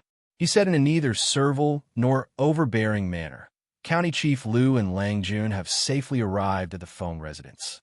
I have not disgraced my master's orders, so I will not disturb you any longer. I'm afraid that my master will be waiting anxiously, so I will take my leave first. Lu Shi tried to persuade him to stay, but Wei Ci used the excuse that it was important to report and left. Suka asked in private, Is that your new friend? Jiang Pengji secretly rolled her eyes. She did not think that Wei Ci saw her as a friend. It was obvious that this man called Wei Ci, for some unknown reason, was very repulsed by her. It was not considered hostile, but it was not friendly either. However, as long as it did not affect her safety, and Wei Si was unwilling to spill his secrets, she could not be bothered to investigate the root cause. We just met once. He was ordered by Master Yuan Jing to send me and my father off. Master Yuan Jing? Suka was surprised. Did his Lang Jun mean that he met the famous Master Yuan Jing when he went to Jishan's hot spring last night? He was the idol of many young people in Dongqing, and Suka was no exception. Is Lang Jun Master Yuan Jing's disciple? Suko asked with a competitive look in his eyes. Yes, Master Yuan Jing's disciple. I have some secrets, but Jiang Pengji smiled and said confidently, one can only be a thief for 1,000 days. How can one guard against a thief for 1,000 days? I want to see how long he can keep the secret in his stomach. Suka was confused. He didn't know what his Lang Jun meant. More importantly, why did Lang Jun describe him as a thief? On the other side, Wei Si was having a headache. Meeting Jiang Pengji yesterday was already outside of his plan. He did not expect to meet Su Ku today. What was even more horrifying was that Su Ku was actually by His Majesty's side at that moment. Did the sun rise from the west? Thinking of Su Xiaoyu, whom he had met before, and recalling the face he had just seen, Wei Si felt conflicted. He felt that there was something wrong with the way he woke up. When did Her Majesty and Lu Shi have such a good relationship? When did Her Majesty know Feng Jin at such a young age? Since when was Su Ku truly willing to serve His Majesty? In fact, it was not the way he woke up that had a problem. It was the Emperor who had a problem. Once he thought of her expression, mannerisms, and battle prowess that she was all too familiar with, Wei Si silently suppressed this absurd thought. Wei Si did not expect that the matter that gave him a headache was not over yet. As soon as he returned to the residence where the students of Langyi Academy were staying, he acutely noticed that the surrounding atmosphere was slightly stagnant. Looking around, not only did the students look unhappy, even Master Yuan Jing, who was always optimistic, looked cold. This scene made Wei Si's heart tremble. He had a faint, ominous premonition. Master, I have sent County Chief Lu and his sons safely to the Feng Mansion. Yes, I understand. Mr. Yuan Jing seemed to have aged a little. His lips, which were usually curled, were now pressed into a straight line. His eyes were filled with frost. Master, did you encounter something difficult? Why do you look so distressed? Wei Si asked. Master Yuan Jing restrained his expression, but the melancholy between his eyebrows was still eye-catching. I'm fine. You can go and review your lessons. Don't go out easily these few days. After saying that, he stood up with the support of the table beside him. His footsteps were faintly frivolous, which made Wei Si very worried. After Master Yuan Jing left, the suffocating silence in the room was finally broken. Wei Si looked at Zuda. Zuda, you have always been taking care of Master. Do you know why Master is like this? Ever since Zuda entered Langyi Academy, he had volunteered to take care of the older Master Yuan Jing. Although this person was a little simple-minded and held a different philosophy from Wei Si, Zuda was extremely respectful to Master Yuan. He followed him all the time and almost never left his side. Zuda saw that his classmates in the room were all looking at him. Suddenly, the pressure doubled. He could only bite the bullet and say, "This matter, Master strictly forbade me to say it." Wei Si's expression turned cold. He flicked his sleeves and stood up. Since Zuda did not want to say it, he would find out from other sources. Most of the other students had the same reaction. Looking at the empty hall, Zuda could not help but grit his teeth in anger and vent his anger by pounding the ground. Damn the northern borderline. 2 flowers bloomed, one on each side. Jiang Pingji looked at Feng Jin, whose arm was tied up. His movement of raising his right hand was very stiff. He looked a little silly. Who asked you to play the hero? You knew that you couldn't beat him. Why didn't you call for my help earlier? Feng Jin smiled bitterly. His face was still a little pale, but it was much better than the night before. How could a man let a woman stand up for him? Jiang Pengji was secretly surprised. She said leisurely, Tiske, if that's the case, why did you let the servant call for me last night? Feng Jin blinked his eyes. He did not care about his pride anymore. He supported his chin with one hand and looked at the stalemate on the chessboard. Because I suddenly realized that Lanting cannot be judged by ordinary women. All the men in the world are inferior to her. It is not embarrassing to ask for help. Jiang Pengji was speechless. Looking at the chessboard, Feng Jin thought for a long time before putting down a chess piece. He said, I thought that I would be able to avoid the disaster by helping the heir. I didn't expect that my good intentions would go to waste. He wouldn't have died if he didn't ask for it. This person is purely asking for it. I just sent someone to inquire about the situation, and I've finally figured out what happened last night. Jiang Pengji's expression was cold. She was thinking about the chessboard in her mind, but she said, that heir is really spoiled. His family doesn't give him the moon if he wants the stars. When has he ever suffered a setback outside?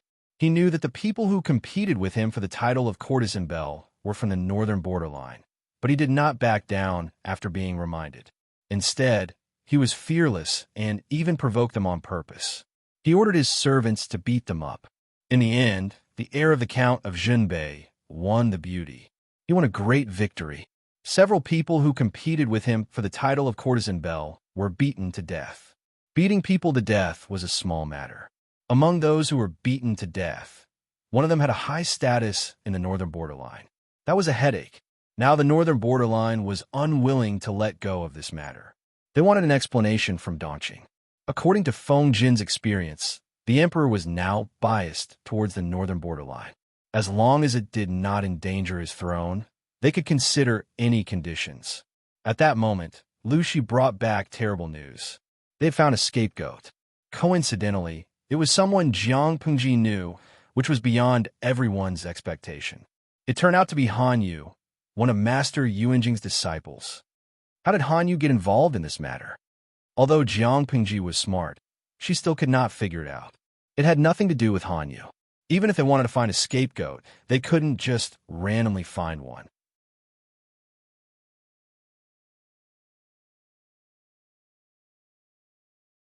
Chapter 283. Han Yu was really unlucky. Yesterday, he managed to persuade Cheng Jing to go to Jishan's hot spring with him, but they didn't know which hot spring Yuan Jing and the others went to. They had no choice but to send someone to ask, so they wasted a lot of time and happened to run into the prince of the Count of Junbei. In terms of blood relations, Han Yu was not related to the prince of the Count of Junbei. But if they were to be calculative, the two of them were still related. The prince of the Count of Junbei was the son of a concubine, so his status was slightly higher when he was invited to be the prince, so he was raised by his legal mother. Unfortunately, the legal mother was Han Yu's father's sister, so she was Han Yu's aunt. He knew that his aunt didn't like the son of a concubine, but she had to be nice to him for the sake of the Count of Junbei. Han Yu thought about his aunt and was aware of the current situation in Dongqing. He was afraid that something bad would happen to him, so he tried to persuade him. The prince of the Count of Junbei was arrogant and spoiled, but he still knew how to be respectful to Han Yu. However, it was useless to be respectful. Although he said that he wouldn't do anything stupid, his body still went to the brothel. Cheng Jing snorted at that place and didn't go. Han Yu felt a little uneasy, but he couldn't stop the prince, so he followed him. He hoped that nothing bad would happen with him watching. Coincidentally, the courtesan queen was selling her virginity at a high price. The courtesan queen was so beautiful that the prince of the Count of Junbei was attracted to her. He wanted to buy her virginity at a high price, but unfortunately, he ran into the spoiled nobles of the northern borderline, so the two sides got into a fight. The prince of the Count of Junbei killed someone in the chaos because he had the advantage in numbers.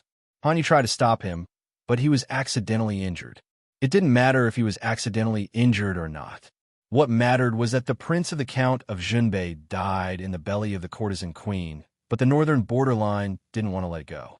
They insisted that it had something to do with Han Yu and dragged him into the mess, hoping that Dongqing would hand over Han Yu and give them an explanation. Jiang Pengji suddenly asked after listening to Lu Shi's story, "Father, did anyone expose Han Yu's identity last night? For example, did they say that he was Master Yuanjing's disciple?" Feng Jin listened carefully at the side. He was deep in thought. When Jiang Pengji asked, he suddenly understood. Lanting, do you mean that the northern borderline is targeting Master Yuan Jing by holding on to Hanyu? Jiang Pengji nodded and said with certainty, the crown prince of the Count of Junbei died suddenly in such a manner. He died a dishonorable death. The northern borderline should be very satisfied, but they didn't stop.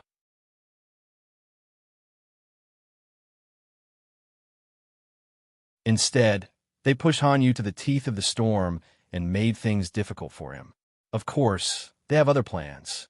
Hanyu is not a sensitive person like the prince of the Count of Junbei. Why would the northern borderline target him for no reason? Jiang Pengji's conjecture made sense. Lucy remembered something after being reminded by her.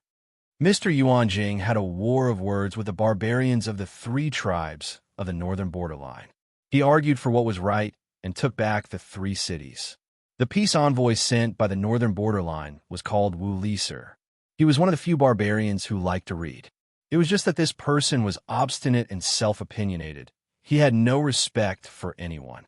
After reading a few classics and historical collections, he felt that he was well-versed in the culture of the Central Plains.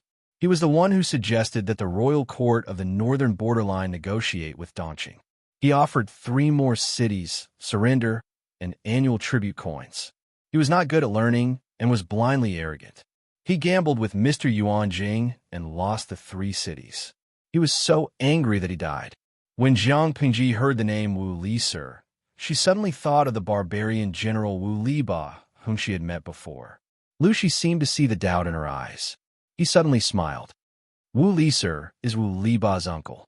Their tribe is called the Wise in the northern borderline.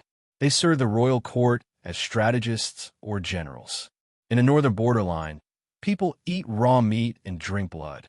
They are backward and barbaric. They also advocate looting.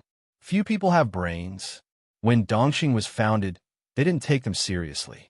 But the recent 2 generations of the royal family of the northern borderline are quite courageous. They gradually realize the importance of brains, so they focus on promoting the wise. I guess they still bear a grudge against Wu Liser's death. Lucy had always looked down on the 3 tribes of the northern borderline. He also didn't think that they could rule the Central Plains because the ratio of muscles in their brains was too high. A tribe that only knew how to destroy civilization but didn't know how to preserve, create, or continue civilization was destined to be inferior. Feng Jin listened carefully. His eyebrows were tightly knitted. So, the northern borderline wants to make things difficult for Mr. Yuan Jing? Lucy said, they probably want to show off. Wu Liser was known as the wisest person in the northern borderline. There were even rumors that he was the reincarnation of Civil Star. He enjoyed a very high reputation in the northern borderline. If he wasn't so confident and determined that he would win, why would he be willing to bet the 3 cities with Mr. Yuan Jing? In the end, Wu Liser almost couldn't fight back. The northern borderline's face was swollen. It was a small matter that his face was swollen. Wu Liser was so angry that he vomited blood on the spot. After he went back, he was depressed and died of anger within a few days. Mr. Yuan Jing trampled on the faces of the 3 tribes of the northern borderline. He was able to live peacefully in Langyi. It was a skill. Feng Jin said worriedly, so, Hanyu and Mr. Yuan Jing, won't they be in danger? The northern borderline obviously wanted to take this opportunity to get back at them. Even if they didn't kill Mr. Yuan Jing, they would kill Hanyu or kill both of them to ruin their reputation. For scholars, reputation and dignity were far more important than their own lives. Not to mention Mr. Yuan Jing, who was a famous teacher in the 9 prefectures. Compared to Feng Jin's worries, Jiang Pengji looked calm. She seemed to be enjoying a good show. She said, Huayu, do you think Mr. Yuan Jing will be troubled by such a small thing? He has been famous for many years. Although she had only met Mr. Yuan Jing a few times, and he seemed to be just an ordinary middle-aged man with profound knowledge and a kind personality, Jiang Pengji had always been a good judge of character. Although Mr. Yuan Jing's appearance was getting old, his eyes were still young and full of vitality. Feng Jin was speechless. Jiang Pengji said with certainty, I believe that Mr. will solve this problem beautifully. In less than 3 days. Why 3 days? Because the evaluation would start in 3 days, and Hanyu would also have to participate. Unless Feng was so unlucky that he hurt his hand and couldn't write, Mr. Yuanjing would never let his beloved disciple miss such an important life event. If he couldn't even do this, it would be a waste of the high praise and affirmation of the people in the world. Jiang Pengji also felt that there was no need for her to study under such a teacher.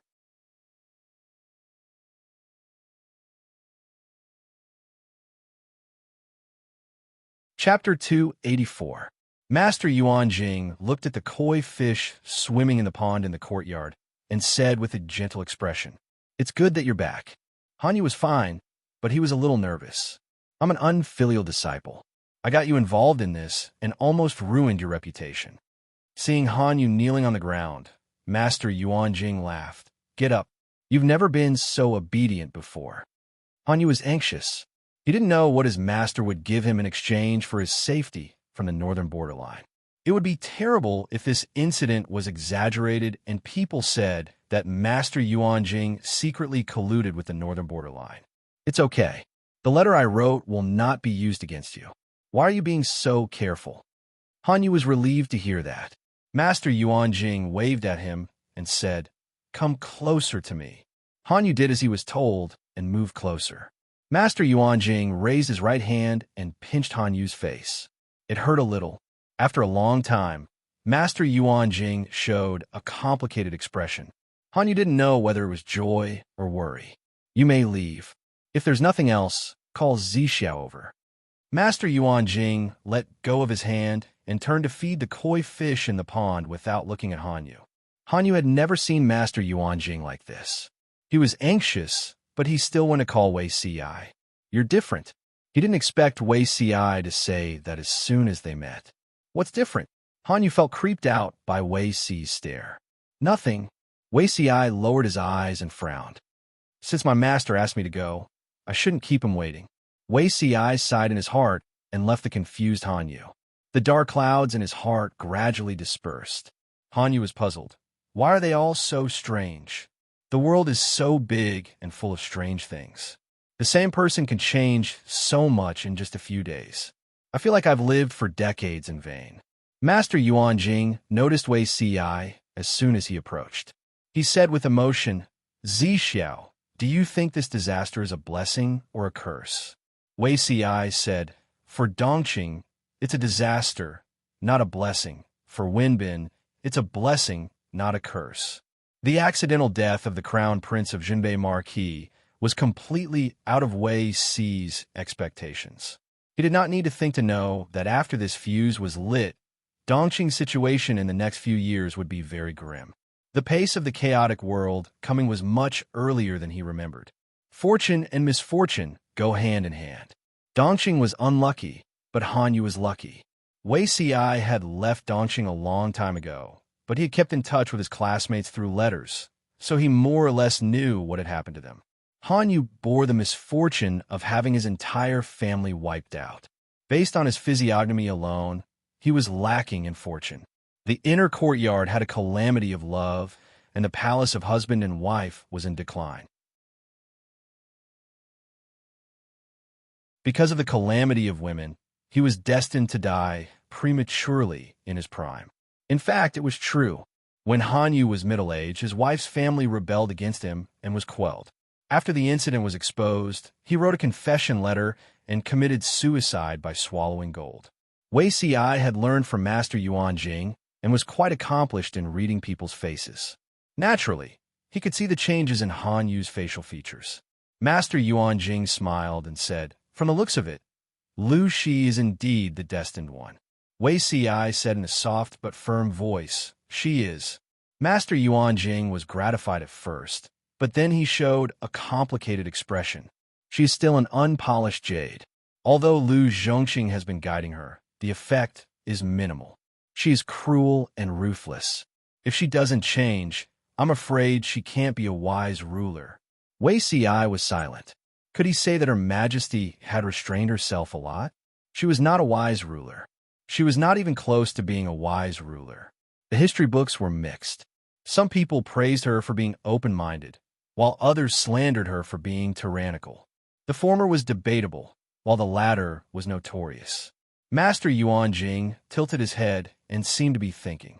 For a man in his 40s or 50s, this action was suspected of maliciously acting cute, but complimented the person who was unusually young and energetic. Wei Si said softly, "She's an unpolished jade, not a stubborn stone. No matter how much a stubborn stone is polished, it is still a stubborn stone. But an unpolished jade is different." He didn't know what had changed, but he could see the changes in Jiang Pengji. Master Yuan Jing smiled kindly after hearing that. He raised his hand and knocked on Wei Si's head. "You don't mean what you say." Wei Si lowered his head and looked embarrassed. The news that Han Yu was out of danger had spread throughout Shanjing. Those who paid close attention to the matter had received the news. "I wonder what Master Yuan Jing wrote that made the northern borderline give in so easily." Feng Jin, the wounded man, had a comfortable life. Although he was a little depressed that he couldn't participate in the assessment, he quickly adjusted his mentality. While others were still writing furiously and reading through the night, he was drinking wine and fighting with Jiang Pengji on the chessboard. Jiang Pengji pouted and said, "The people in the northern borderline have muscles in their brains." Master Yuanjing's content must have hit the nail on the head to make such a boorish man bow down. The kind that slaps people in the face and they don't dare to make a sound. Jiang Pengji's judgment was almost always correct, even about Master Yuanjing. Feng Jin was curious and said, "Then guess. What did he write?" "Guess? I guess there are 3 possibilities. First, it's a strategy to attack the city and subdue the enemy. It's a vital part of the hinterland of the northern borderline. But no matter how wonderful the strategy is, it needs to be executed by the military force.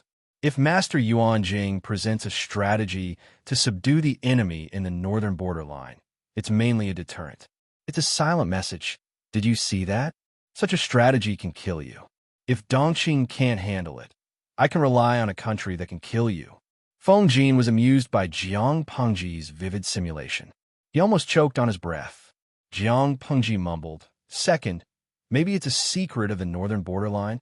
Feng Jin finally stopped smiling and asked her, "What about the third?" He knew Jiang Pengji was talking nonsense, but she had a serious expression on her face. That was why he was amused. "Third, I read a piece of history at home. The 3 tribes of the northern borderline are the descendants of the Qiangwu tribe of the previous dynasty. They are brave and good at fighting. Each of them is fierce and ferocious. During the chaos of the 16 kingdoms, they burned, killed, and looted. They raped women and used women as food to satisfy their hunger. They even kept young girls in captivity to reproduce. In just a few decades, their population expanded from less than 200,000 to more than 3 million. Feng Jin listened carefully. He knew about this piece of history, but it had nothing to do with the topic, right? Jiang Pengji took a sip of tea to moisten her lips. She continued, "The Qiangwu tribe has a large number of elite rattan armored cavalry. The rattan armor is made with a special method by the Qiangwu tribe. It's lighter and more portable than normal armor. It's hard for swords and spears to penetrate it. The rattan armored cavalry is very difficult to deal with. They became their weapon in the northern borderline.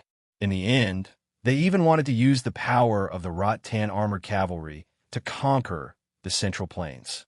They wanted to dominate the Central Plains. In a short period of time, no one could stop them." Feng Jin thought about it and said, "I've heard of the rattan armored cavalry. In the end, 500,000 rattan armored cavalry were buried in Sichuan Plain. 500,000 was a bit exaggerated, but it was certainly not a small number. That was the history of the end of the 16 Kingdoms' chaotic era. 500,000 rattan armored cavalrymen swept through half of the Central Plains. In the end, the prime minister of the Great Xia dynasty, Huang Fu Fengmin, set fire to the Sichuan Plains. No one survived." Jiang Pengji suddenly smiled. "If I were Master Yuan Jing, I wouldn't say anything else. I'll just say one thing. Do you remember the fire in Sichuan Plain that destroyed our ancestors' wild hopes of conquering the Central Plains? Feng Jin was stunned for a while. He said, "Did the three tribes of the northern borderline rebuild the Rattan armored cavalry?" Feng Jin thought about how scary the Rattan armored cavalry was in the history books. He felt like his scalp was going to explode. Although the northern borderline was not a good place, it was rich in high-quality horses. It was not difficult to build a surprise army. Dongqing's terrain was flat. If the Rattan armored cavalry broke through the northern borderline's defense line and entered the hinterland of Dongqing, it would be impossible to stop them. Jiang Pengji shook her head. She recalled the warriors of the northern borderline. Their armor was strange.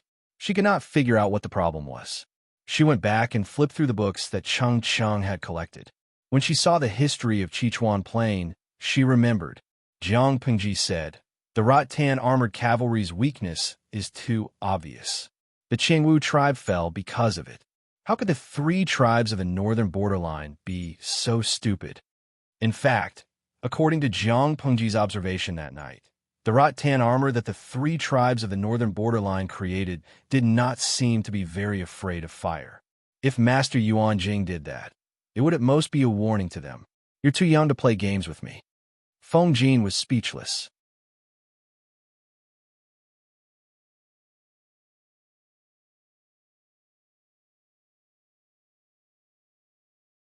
Chapter 285.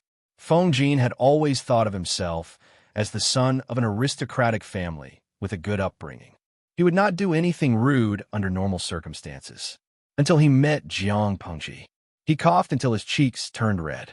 He awkwardly tidied up the messy crime scene in front of him. He looked a little embarrassed. "Lanting, Master Yuan Jing is the respected headmaster of the world. How can you?" At this point, Feng Jin really couldn't say anything.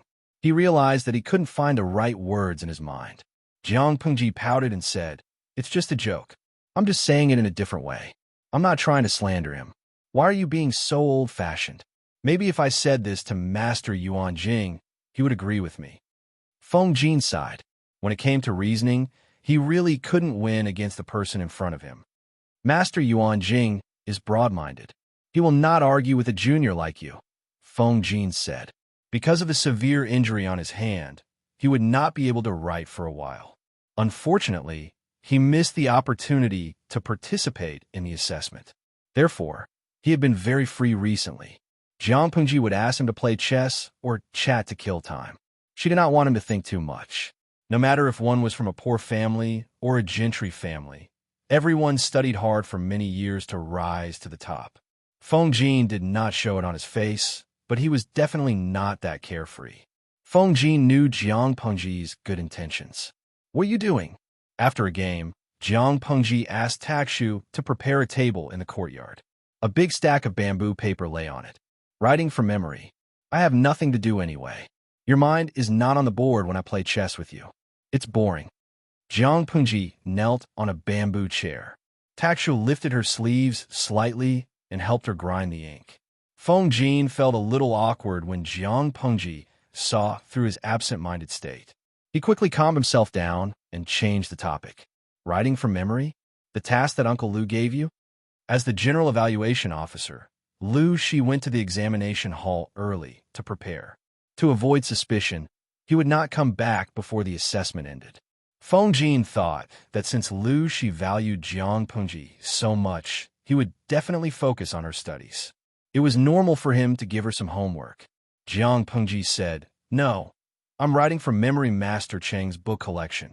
Mr. Cheng referred to Cheng Cheng. Previously, she had made a deal with Cheng Cheng. She provided the best bamboo paper, and Cheng Cheng would make a copy of his book collection for her. However, Cheng Cheng had collected so many books, more than tens of thousands of scrolls. It would take at least 1 or 2 years for him to finish copying. It wasn't that Jiang Pengji couldn't wait that long, but she was free now and could do things better. The more she immersed herself in this era, the more Jiang Pengji saw and understood. It was true that there were too many things in the ancient era that made her unhappy, such as the backward technology, the widespread illiteracy, the barbaric customs, the sexism. But it could not be denied that this era also had its brilliant aspects, such as the accumulated wisdom of the predecessors. She flipped through many books on the art of war and found that many of the concepts in them were very similar to what she had learned. Some seemed superficial, but the essence was very similar. It should be known that her previous era and this ancient era were separated by at least 10 to 20,000 years. Jiang Pengji slowly withdrew the contempt in her heart and changed her attitude. She studied and studied seriously. If not, she wouldn't have spent so much effort to get Cheng Cheng's book collection. At the beginning of man, his nature is good. His nature is similar, but his habits are different. If he does not teach, his nature will change. Feng Jin sat at the side and watched her write these sentences. He thought about it carefully, but there seemed to be no familiar memory. However, the sentences were short and concise, and there was a profound truth hidden in them. His eyes lit up and he asked, "Who wrote this?" It's simple and easy to remember. It's interesting. As soon as Feng Jin asked, a bunch of bullet screens floated across the virtual screen. Lao Cg Lianming. Young Feng Jin, this is the content of the three-character classic. It's an enlightening textbook in ancient China. Yinyueijia Zhuge Qinma. The three-character classic was written by Wang Yinglin in the Song dynasty. Even if I told you, you wouldn't know who Wang Yinglin is. Shenglei Odidai. I checked on Baidu. The author of the three-character classic is Wang Yinglin. Nongfu Shanquan Yudiangshuan. Wang Yinglin in the Song dynasty. But young Feng Jin's dimension doesn't have a Song dynasty, right? In fact, according to the analysis of some gurus, the era that the streamer was in was similar to the Wei Jin dynasty. Apart from the answer, there were other bullet screens that said, "Not teaching is the father's fault. Not teaching is the teacher's laziness." The content was messy and varied. If Jiang Pengji didn't have a strong memory, she would have been confused. Facing Feng Jin's question, Jiang Pengji looked down and glanced at the bullet screen when he wasn't paying attention. She continued writing. "I don't know. The characters in the book can't be studied anymore. I just thought it was interesting, so I copied it." There was something wrong with the stream that day. It was as lively as a festival. When Jiang Pengji said that she wanted to copy some enlightening books and asked if they had any suggestions, the audience in the streaming room went wild. They didn't know about ancient classics, but Baidu definitely did. They could pretend to be a great scholar in front of the streamer with just a search. So, Jiang Pengji wrote the three-character classic on the first page. On the author's side, she wrote anonymous. She didn't write the original author because she didn't want people to find out who the legendary Wang Yinglin was. So, how did she know who Wang Yinglin was? Feng Jin didn't find Jiang Pengji's answer strange. Cheng Cheng's big boxes were too many. He also took a look at them from afar. The books were neatly arranged, which showed the owner's care. But many of the ancient books were incomplete, so it was impossible to find out who the author was. Mencius's mother-chosen neighbor. Is this about Mencius's mother moving 3 times? Feng Jin stared at it without blinking. Many of the short and concise sentences came from the classic stories that people were familiar with. Every scholar knew about the story of Mencius's mother moving 3 times, but it was unheard of to summarize it in just 6 words. Faintly, Feng Jin felt something strange flash in his heart, but it disappeared too quickly. He didn't catch the feeling. Jiang Pengji frowned and complained, "You're disturbing me." Feng Jin frowned and stayed silent. Then he sat down obediently. "Good, it's much quieter now." Jiang Pengji continued to copy. The audience in the streaming room also helped her find all kinds of annotations. But they didn't copy and paste from the same web page, so the content was very messy. She could only delete and edit, which wasted a few pieces of bamboo paper. Some audience enthusiastically helped Jiang Pengji, but naturally, there were also audience members who were watching the show and complaining.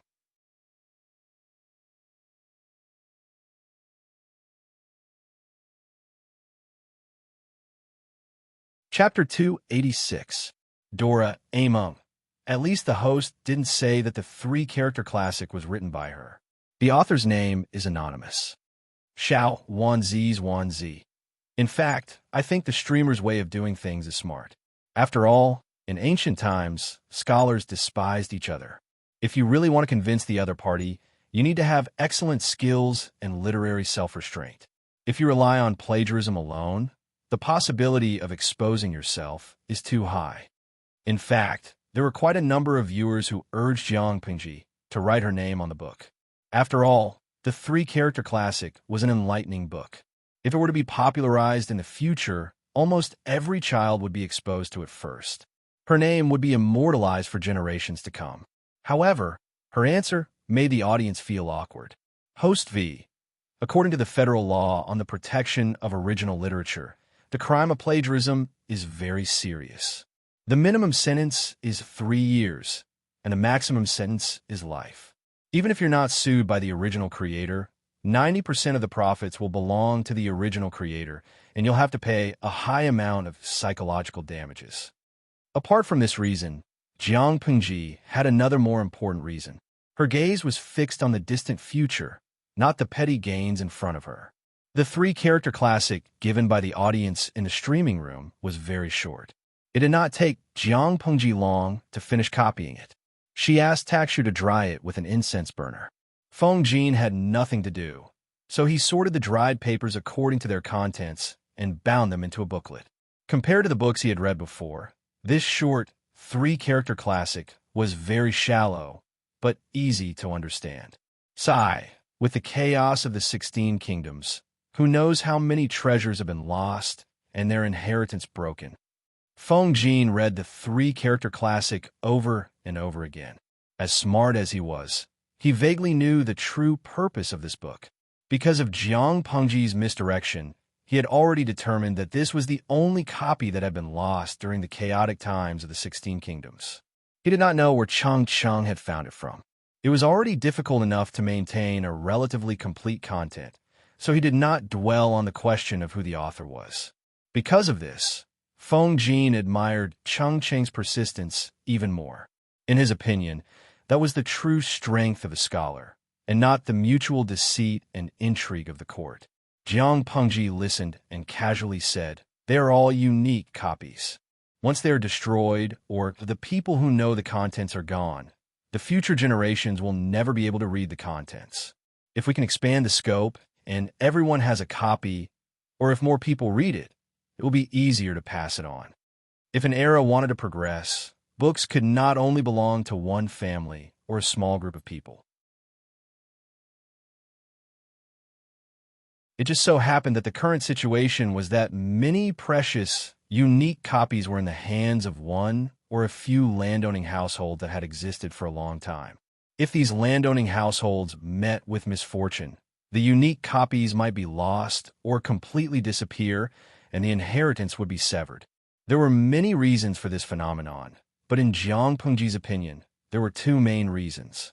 Firstly, the technique of papermaking had not yet matured. The bamboo slips were heavy and the paper was light.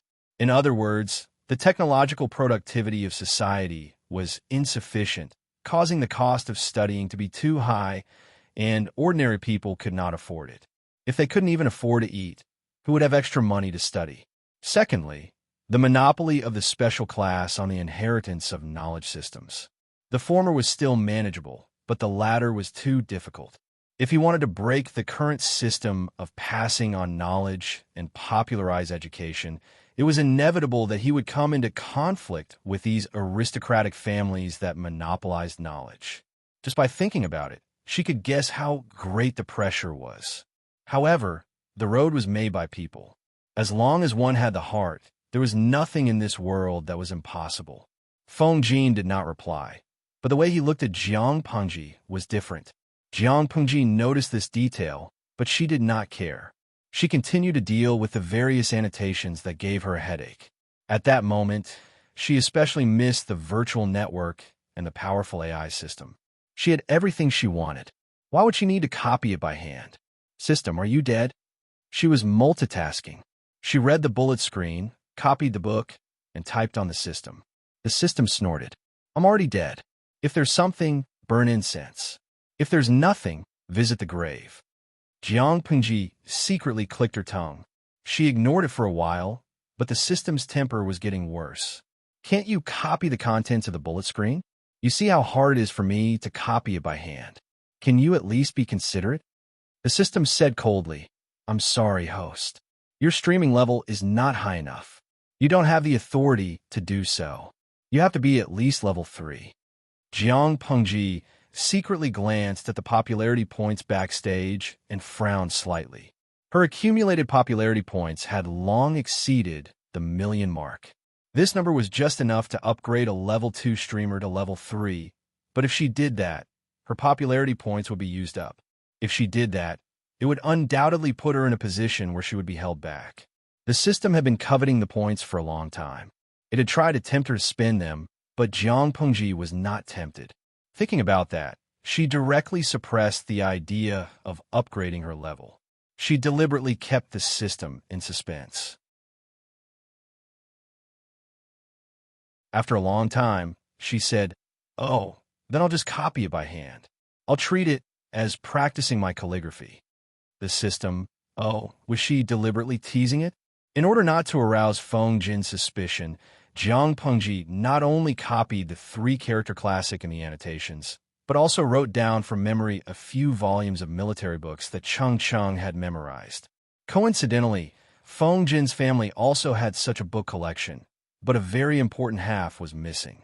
When he saw Jiang Pengji's complete copy, he immediately loved it and carefully read the missing contents. Mr. Cheng is really a wonderful person. Feng Jin sighed from the bottom of his heart, as if he had obtained a treasure. My father loved this book. He often lamented that he could not see the whole book in his lifetime. He searched all the houses, but could not collect it completely. I didn't expect that I would be able to see the whole book. Time passed quickly as Jiang Pengji copied and wrote. In the blink of an eye, it was time for the assessment. The assessment was the current selection system of Donqing. It was similar to the 9-rank system that the audience was more familiar with, but there was a big difference between the two. The assessment was conducted every 3 years. The top 3 categories were family background, morality, and knowledge, while the bottom 3 were appearance, ability, and temperament. Family background was needless to say. It depended on one's father, mother, and ancestors. It was better to reincarnate than to learn well. Morality belonged to the category where one could cheat and get a good score by bribing the assessment officer. Knowledge, the general assessment officer would set the question and answer within a time limit. Appearance, in short, was based on the face and the way they dressed. When the time came, they would see a group of gorgeously dressed sissies. As for ability, this criterion was rather vague. Basically, it was a person writing an ability report and bragging about it. This item was linked to one's knowledge. If one bragged too much, one's knowledge would be rejected by the general evaluation officer, and there was basically no hope for one's ability. Temperament, this category was interesting. It completely depended on the general assessment officer's personal preference. If he liked you, he would give you a score. If he liked you, he would give you a score. If he disliked you, he would have a bad temperament. This was also the category where it was easiest to cheat. Looking at the above 6 categories, the general assessment officer played a very important role in it. It was different from the closed examination that the audience in the streaming room knew. The assessment was more like a large-scale royal gathering. As Lu Shi's son, Jiang Pengji naturally received an invitation. Looking at the invitation, Jiang Pengji spat out a sentence after a long time. I have never seen such a childish assessment.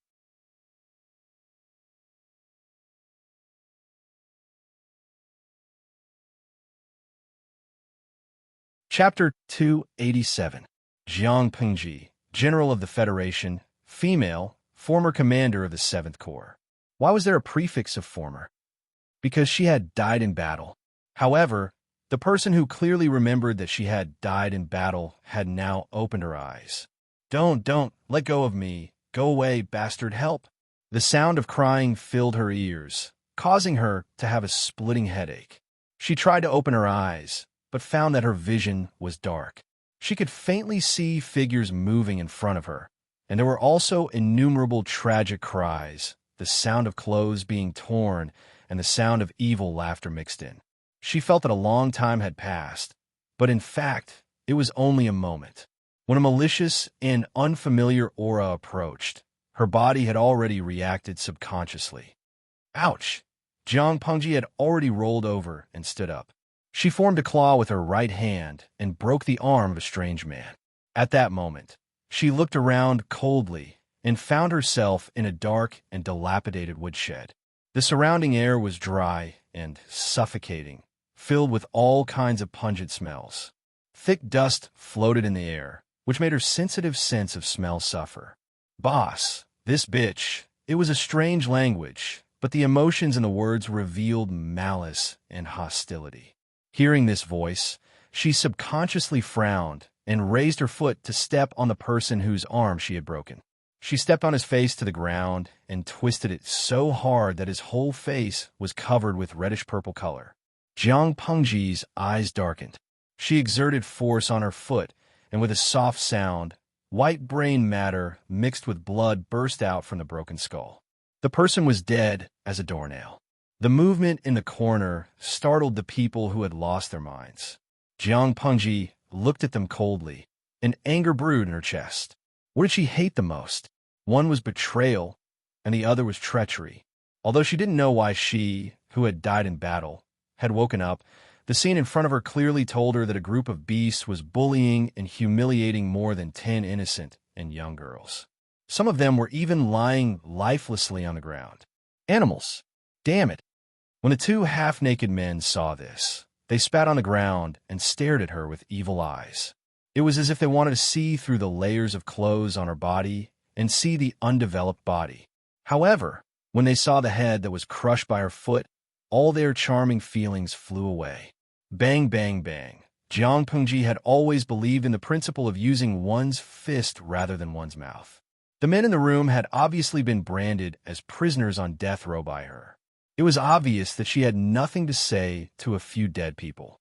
Her figure flashed, and her fist directly hit the vital point of one of the men's lower abdomen. The sound of bones cracking could be heard.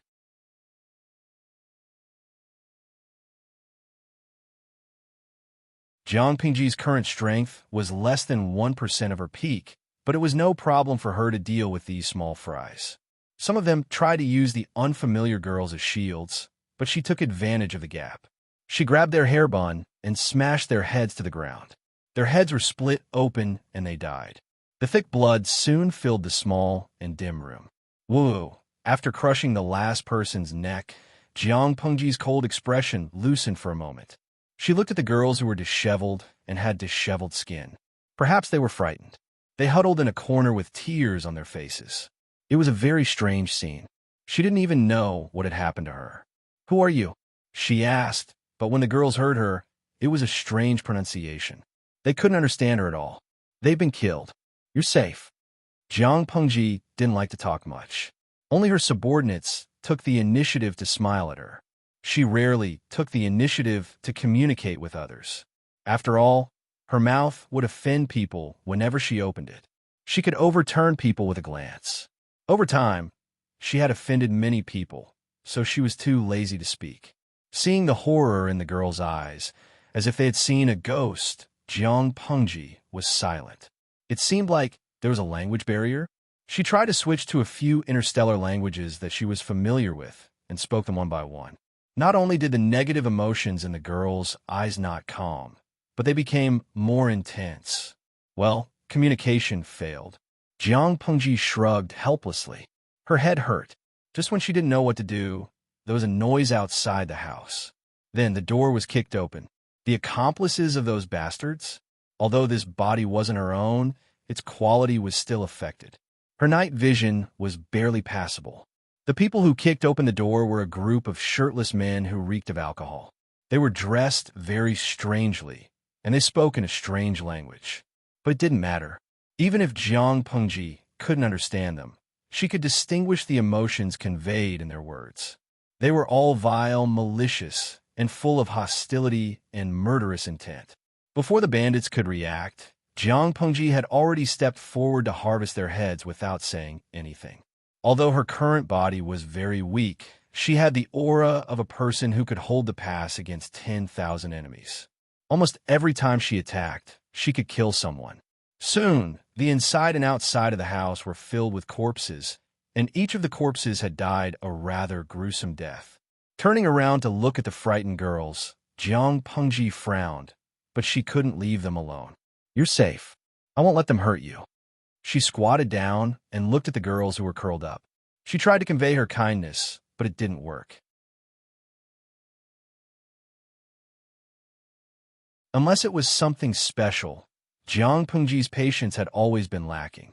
She could completely feel the girls' fearful gazes, as if they were looking at a monster, and their feelings of rejection. She was suddenly furious, but she could not vent her anger on a group of weaklings. She and those men seemed to be the source of the girls' fear.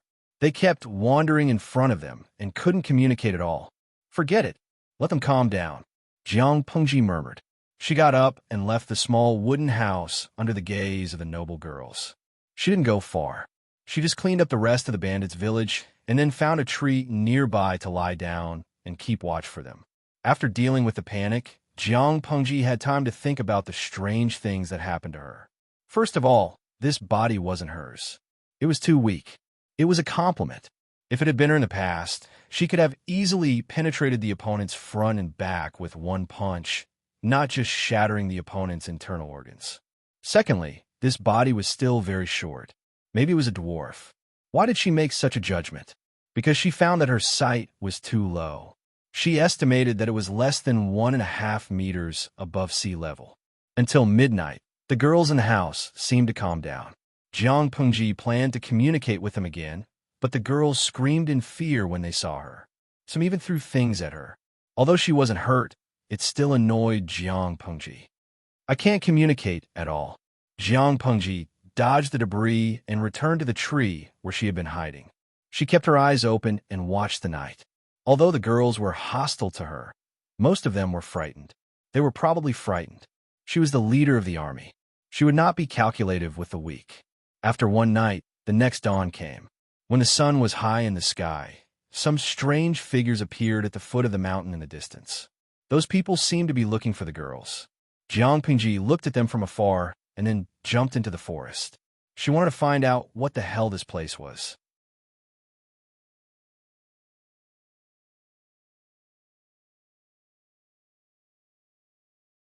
Chapter 288. It was already late autumn, and the world was already playing the prelude to winter. Everything was covered in gold, and the air was filled with a sense of depression. However, the desolation of autumn did not affect the desire of the people in Shangjing to watch the fun. The wide road had been cleared, and both sides were guarded by armed officers and soldiers. They blocked the people who wanted to see the young Langjuns. When the auspicious hour arrived, more than 100 carriages with red silk hung on them slowly drove to the royal garden. The pedestrians on both sides were craning their necks. "Hey, that Langjun is so good-looking, like a fairy. I wonder which family he is from. I don't care which family he is from. We're just ordinary people. This is the only time we can see him." More than 100 red silk carriages set off from the auspicious hour and paraded along the main street of Shangjing. The curtain of the carriage was lifted, revealing the Langjuns sitting inside. Each of them had red lips and white teeth. Their clothes were bright and beautiful, and their appearance was not bad.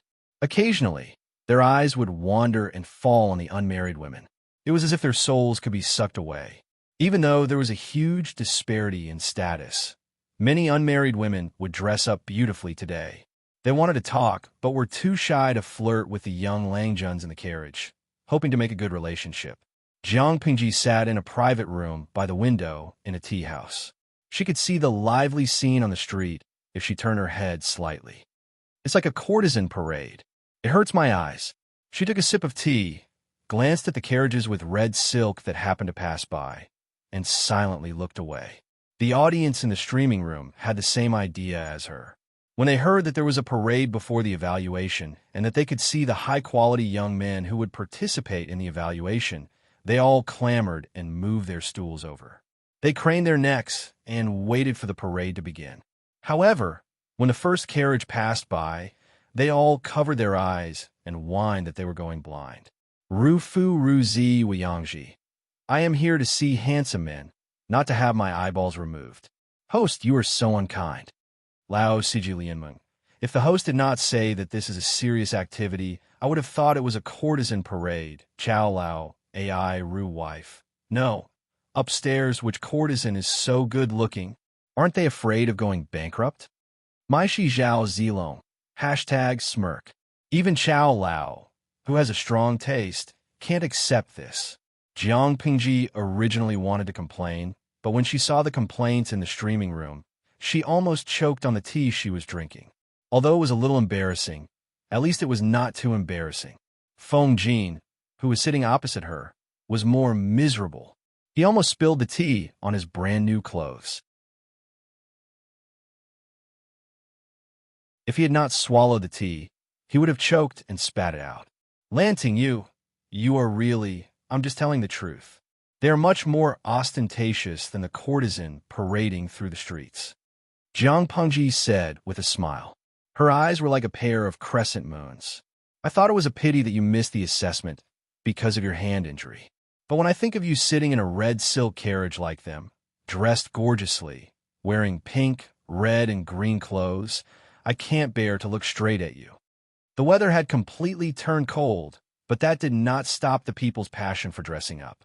Their clothes were mostly bright colors like lotus root pink, water green, lake green, dark blue, spring green, willow yellow, and scarlet. The lapels of their clothes were slightly loose, revealing some of their collarbones. Their hair was tied up with a jade crown and decorated with delicate silk flowers or blooming red plum branches. Their faces were covered with a thick layer of snow-white powder that was as white as a limestone wall. Their lips were mostly painted with bright red lipstick, giving people goosebumps all over their bodies. She could not understand the aesthetics of the people in ancient times. The people who were ugly to her were as beautiful as fairies in the eyes of the people downstairs. Jiang Pingji took a deep breath. She had to admit that the Langjuns were indeed very good-looking, but their makeup skills were too destructive. Jiang Pingji could not help but wonder if the poor kids had offended the stylist. Bah, where did the stylist come from in this era? Feng Jin looked at Jiang Pingji helplessly. He did not know whether to laugh or cry. This is the fashion in Shangjing. The gentry's sons are after it.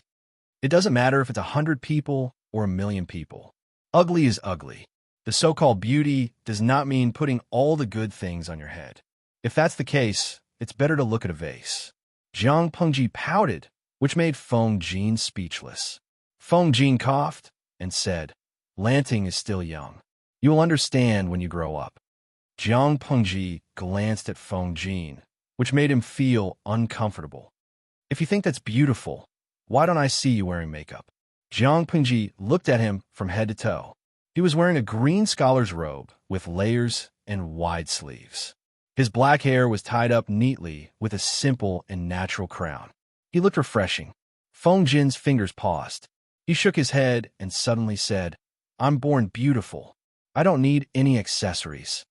Jiang Pengji was speechless.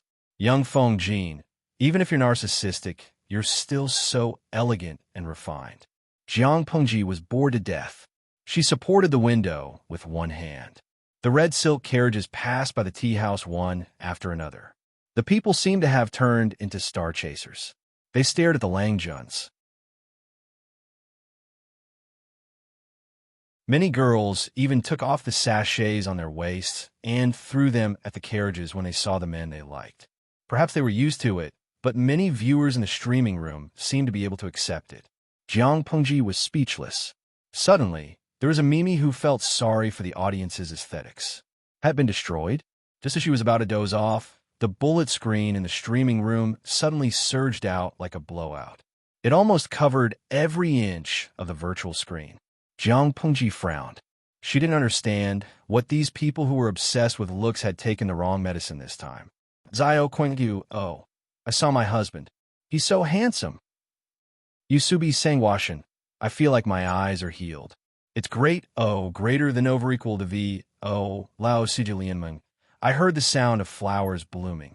Zhang Chenghua Jishui. Mama asked me why the screen of my phone is wet. I haven't licked enough. Sans is song Shuning Shi. It's blown out. The ascetic Adonis seems to have torn his clothes. She turned her head to look downstairs. She heard Feng Jin's laughter. This Lang Jun looks unfamiliar. Which family are you from? The man was wearing a dark blue robe with wide sleeves. The dark color did not make him look old. Instead, it made his snow-white skin look even more beautiful. His face was like jade, his hair was like splashes of ink, his lips were red without lipstick, and his eyebrows were green without any makeup. Unlike other people who looked at the people and smiled, he was sitting still. He closed his eyes and seemed to be deep in thought. His eyebrows were slightly furrowed. With her excellent eyesight, Jiang Pingji could even see his slender eyelashes. You're tuning into the Romance Rendezvous YouTube channel. We're so grateful for your support, and don't forget to subscribe to join us on this incredible journey through captivating stories. Your generosity through donations truly makes a world of difference, as it's the primary source of revenue that allows me to expand and enhance this channel for you. Thank you from the bottom of my heart for being a part of this adventure.